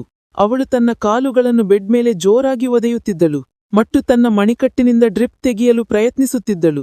ತೇಜಸ್ ಅವಳ ಎರಡೂ ಮಣಿಕಟ್ಟುಗಳನ್ನು ಹಿಡಿದು ಅವಳ ಮುಖದ ಹತ್ತಿರ ಬಾಗಿ, ಸ್ವರ, ಇದು ನಾನು, ನಿನ್ನ ತೇಜಸ್. ನಿನಗೆ ಏನಾಯಿತು? ನೀನು ಏಕೆ ಕಿರುಚಾಡುತ್ತಿದ್ದೀಯಾ ಎಂದು ಅವನು ತುಂಬಾ ಭಯಭೀತನಾಗಿ ಮತ್ತು ಚಿಂತೆಯಿಂದ ಕೇಳಿದನು. ಆದರೆ ಸ್ವರಳ ಚೀರಾಟವು ನಿರಂತರವಾಗಿ ಹೆಚ್ಚುತ್ತಲೇ ಇತ್ತು. ಇದ್ದಕ್ಕಿದ್ದಂತೆ ವೈದ್ಯರ ತಂಡ ಒಳಗೆ ಬಂತು. ಸರ್, ದಯವಿಟ್ಟು ನೀವು ಹಿಂದಕ್ಕೆ ಸರಿಯಿರಿ. ನಾವು ಇವರನ್ನು ನೋಡಿಕೊಳ್ಳುತ್ತೇವೆ. ತೇಜಸ್ ಇಷ್ಟವಿಲ್ಲದೆಯೂ ಗೋಡೆಯ ಹತ್ತಿರ ಸರಿದು ನಿಂತನು. ಸ್ವರಳನು ಅಂತಹ ಸ್ಥಿತಿಯಲ್ಲಿ ನೋಡುವುದು ಅವನಿಗೆ ನರಕಯಾತನೆ ಅಂತಿತ್ತು. ಸ್ವಲ್ಪ ಸಮಯದ ನಂತರ ಅವಳು ಶಾಂತಲಾದಳು. ಅವಳ ಕಣ್ಣುಗಳು ಮುಚ್ಚಿದವು ಮತ್ತು ಅವಳು ಗಾಢ ನಿದ್ದೆಗೆ ಜಾರಿದಳು. ಯಾಕೆಂದರೆ ವೈದ್ಯರು ಅವಳಿಗೆ ಪ್ರಜ್ಞೆ ತಪ್ಪುವ ಇಂಜೆಕ್ಷನ್ ನೀಡಿದ್ದರು. ಸರ್, ದಯವಿಟ್ಟು ಹೊರಗೆ ಬನ್ನಿ. ನಾವು ನಿಮ್ಮೊಂದಿಗೆ ತುರ್ತಾಗಿ ಮಾತನಾಡಬೇಕು. ಒಬ್ಬ ವೈದ್ಯರು ಅವಳ ಹೆಗಲಿಗೆ ಆಸರೆ ನೀಡಿದರು ಮತ್ತು ಅವನು ಸುಸ್ತಾದ ಹೆಜ್ಜೆಗಳೊಂದಿಗೆ ಹಿಂದೆಯೇ ನಡೆದನು. ವೈದ್ಯರು ಕೆಲವು ವರದಿಗಳನ್ನು ಅವನ ಮುಂದೆ ಇಟ್ಟರು. ನಾವು ಅವರ ಮೆದುಳಿನ ಕೆಲವು ಪರೀಕ್ಷೆಗಳನ್ನು ಮಾಡಿದ್ದೇವೆ. ಅವರ ಮೆದುಳು ತುಂಬಾ ಕುಗ್ಗಿ ಹೋಗಿದೆ. ಅವರು ಪದೇ ಪದೇ ಹೀಗೆ ಮಾಡಿದರೆ ಅವರಿಗೆ ನೆನಪಿನ ಶಕ್ತಿಯ ಸಮಸ್ಯೆ ಉಂಟಾಗಬಹುದು. ಬಹುಶಃ ಅವರು ತಮ್ಮ ಗತಕಾಲವನ್ನು ಮರೆತು ಬಿಡಬಹುದು. ಅವರಿಗೆ ಎಷ್ಟು ಮಾನಸಿಕ ಹಿಂಸೆ ನೀಡಲಾಗಿದೆ ಎಂದರೆ ಅವರು ಇನ್ನೂ ಬದುಕಿರುವುದೇ ಅವರ ದೊಡ್ಡ ಧೈರ್ಯ. ಅವರು ಸಂಪೂರ್ಣವಾಗಿ ಚೇತರಿಸಿಕೊಳ್ಳುವವರೆಗೂ ಯಾರೂ ಅವರ ಹತ್ತಿರ ಹೋಗಬಾರದು ಎಂಬುದು ನನ್ನ ಸಲಹೆ. ಅವರ ಹತ್ತಿರ ಹೋಗಲು ಪ್ರಯತ್ನಿಸುವ ವ್ಯಕ್ತಿ ಅವರಿಗೆ ಹಾನಿ ಮಾಡುತ್ತಾನೆ ಮತ್ತು ಕೊಲ್ಲುತ್ತಾನೆ ಎಂದು ಅವರಿಗೆ ಅನಿಸುತ್ತದೆ. ಅದಕ್ಕಾಗಿ ಅವರು ಕಿರುಚಾಡುತ್ತಾರೆ. ವೈದ್ಯರು ಪೂರ್ಣ ಮಾಹಿತಿ ನೀಡಿದಾಗ ತೇಜಸ್ ತಲೆ ಹಿಡಿದು ಕುಳಿತನು. ಅವಳು ನನ್ನನ್ನು ಯಾರೆಂದು ಗುರುತಿಸ್ತಿಲ್ವೇ? ಅವನು ನೋವಿನ ಸ್ವರದಲ್ಲಿ ಕೇಳಿದನು. ಅವಳು ತೇಜಸ್ನನ್ನು ಮರೆಯಲು ಹೇಗೆ ಸಾಧ್ಯ? ಅವನು ನಂಬಲಾಗದೆ ಕೇಳಿದನು. ಸ್ವರ ಸತತ 6 ತಿಂಗಳುಗಳ ಕಾಲ ದೈಹಿಕ ಮತ್ತು ಮಾನಸಿಕ ಹಿಂಸೆಯಲ್ಲಿದ್ದಾಳೆ. ಅವಳು ತಕ್ಷಣವೇ ಸರಿಯಾಗುತ್ತಾಳೆ ಎಂದು ನೀವು ಹೇಗೆ ನಿರೀಕ್ಷಿಸುತ್ತೀರಿ? ನೀವು ತಾಳ್ಮೆಯಿಂದಿರಬೇಕು. ವೈದ್ಯರು ಅವನಿಗೆ ಸಮಾಧಾನ ಹೇಳಿದರು. ತೇಜಸ್ ನಿರ್ಜೀವ ದೇಹದಂತೆ ತನ್ನ ಆಫೀಸಿನಿಂದ ಹೊರಬಂದನು. ನಾನು ನಿನ್ನನ್ನು ಜೀವಂತವಾಗಿ ಬಿಡುವುದಿಲ್ಲ ಮನೋಹರ್. ನಿನಗೆ ಎಷ್ಟು ನೋವು ಕೊಡುತ್ತೇನೆಂದರೆ ನೀನು ನೆಮ್ಮದಿ ಎಂಬ ಪದದ ಅರ್ಥವನ್ನೇ ಮರೆತು ಹೋಗುವೆ. ಅವನು ಸಿಟ್ಟಿನಿಂದ ಮುಷ್ಟಿ ಬಿಗಿದುಕೊಂಡು ತನಗೆ ತಾನೇ ಪ್ರಮಾಣ ಮಾಡುತ್ತಿದ್ದನು. ಸರ್, ನಿಮಗೆ ಸ್ವರಾಳ ಸುಳಿವು ಎಲ್ಲಿ ಸಿಕ್ಕಿತು? ಅವಳನ್ನು ಯಾರು ಕಿಡ್ನಾಪ್ ಮಾಡಿದ್ರು? ಹೆಸಚೋ ಅವನ ಕಡೆಗೆ ಬಂದರು. ತೇಜಸ್ ಠಾಕೂರ್ ಆ ಸಮಯದಲ್ಲಿ ಯಾವುದೋ ಆಳವಾದ ಯೋಚನೆಯಲ್ಲಿದ್ದನು. ನನಗೆ ಅವಳು ಒಂದು ಹಳೆಯ ಕಟ್ಟಡದಲ್ಲಿ ಸಿಕ್ಕಳು. ಯಾರೋ ನನಗೆ ಮಾಹಿತಿ ನೀಡಿದ್ರು. ನಾನು ಅಲ್ಲಿಗೆ ತಲುಪಿದಾಗ ಅವಳನ್ನು ಅಲ್ಲಿಗೆ ತಂದವರು ಅಲ್ಲಿಂದ ಓಡಿ ಹೋಗಿದ್ರು. ಅದಕ್ಕೆ ಅವಳನ್ನು ಅಲ್ಲಿಗೆ ಯಾರು ತಂದರು ಎಂದು ನನಗೆ ತಿಳಿಯಲಿಲ್ಲ. ಅವಳು ಸಂಪೂರ್ಣವಾಗಿ ಗುಣಮುಖಳಾಗುವವರೆಗೂ ಈ ಬಗ್ಗೆ ಏನೂ ಹೇಳಲಾಗುವುದಿಲ್ಲ. ಅವನು ಸಾಮಾನ್ಯ ಧಾಟಿಯಲ್ಲಿ ಹೇಳಿದನು. ಸರ್, ನಿಮಗೆ ಯಾವುದೇ ರೀತಿಯ ಮಾಹಿತಿ ಸಿಕ್ಕರೆ ಖಂಡಿತ ತಿಳಿಸಿ. ನಾವು ಅಪರಾಧಿಯನ್ನು ಬಂಧಿಸಿ ಕಠಿಣ ಶಿಕ್ಷೆ ನೀಡಬಹುದು. ತೇಜಸ್ ತಲೆದೂಗಿ ಹೌದು ಎಂದು ಹೇಳಿ ಅವನನ್ನು ಹೋಗಲು ಅನುಮತಿಸಿದನು. ಹೆಸಚೋ ಹೋದ ನಂತರ ಅವನ ನಂಬಿಕಸ್ಥ ವ್ಯಕ್ತಿ ಅವನ ಹತ್ತಿರ ಬಂದನು. ಸರ್, ಇದೆಲ್ಲವನ್ನು ಮನೋಹರ್ ಮಾಡಿದ್ದಾನೆ ಎಂದು ನೀವು ಏಕೆ ಹೇಳಲಿಲ್ಲ?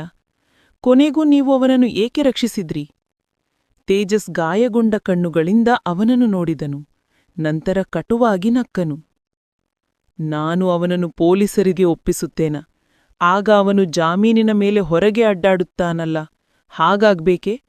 ಯಾವುದೇ ಸಾಕ್ಷಿಗಳು ಅವನ ವಿರುದ್ಧ ಇಲ್ಲ. ಎಲ್ಲದರ ಹಿಂದೆ ಅವನೇ ಇದ್ದಾನೆ ಎಂದು ನನಗೆ ಮಾತ್ರ ಗೊತ್ತು, ಮತ್ತು ನಾನೇ ಅವನಿಗೆ ಶಿಕ್ಷೆ ನೀಡುತ್ತೇನೆ. ಈ ದೇಶದ ಯಾವುದೇ ಪೊಲೀಸ್ ಅಥವಾ ಸಂಸ್ಥೆ ನಾನು ನೀಡುವಂತಹ ಶಿಕ್ಷೆಯನ್ನು ಅವನಿಗೆ ನೀಡಲು ಸಾಧ್ಯವಿಲ್ಲ. ಆ ವ್ಯಕ್ತಿ ತಲೆದೂಗಿ ಹಿಂದೆ ಸರಿದನು. ಈಗ ತೇಜಸ್ ತನ್ನ ವಿಶೇಷ ವ್ಯಕ್ತಿಗೆ ಫೋನ್ ಮಾಡಿ ಮನೋಹರ್ನ ಮನೆಗೆ ಬೆಂಕಿ ಹಚ್ಚಲು ಹೇಳಬೇಕಿತ್ತು, ಮತ್ತು ಮನೋಹರ್ ಕೂಡ ಒಳಗಿದ್ದನು ಮತ್ತು ಸುಟ್ಟು ಸತ್ತನು ಎಂದು ತೋರಿಸಬೇಕಿತ್ತು. ಮನೋಹರ್ ಅವನಿಂದ ಏನನ್ನು ಕಸಿದುಕೊಂಡಿದ್ದನೋ ಅದೇ ರೀತಿಯ ಅಥವಾ ಅದಕ್ಕಿಂತ ಹೆಚ್ಚಿನ ಸೇಡನ್ನು ತೇಜಸ್ ತೀರಿಸಿಕೊಳ್ಳಲು ಬಯಸಿದ್ದನು. 3 ದಿನಗಳ ನಂತರ ಮನೋಹರ್ ಕುರ್ಚಿಯ ಮೇಲೆ ಹಗ್ಗಗಳಿಂದ ಬಂಧಿಸಲ್ಪಟ್ಟಿದ್ದನು.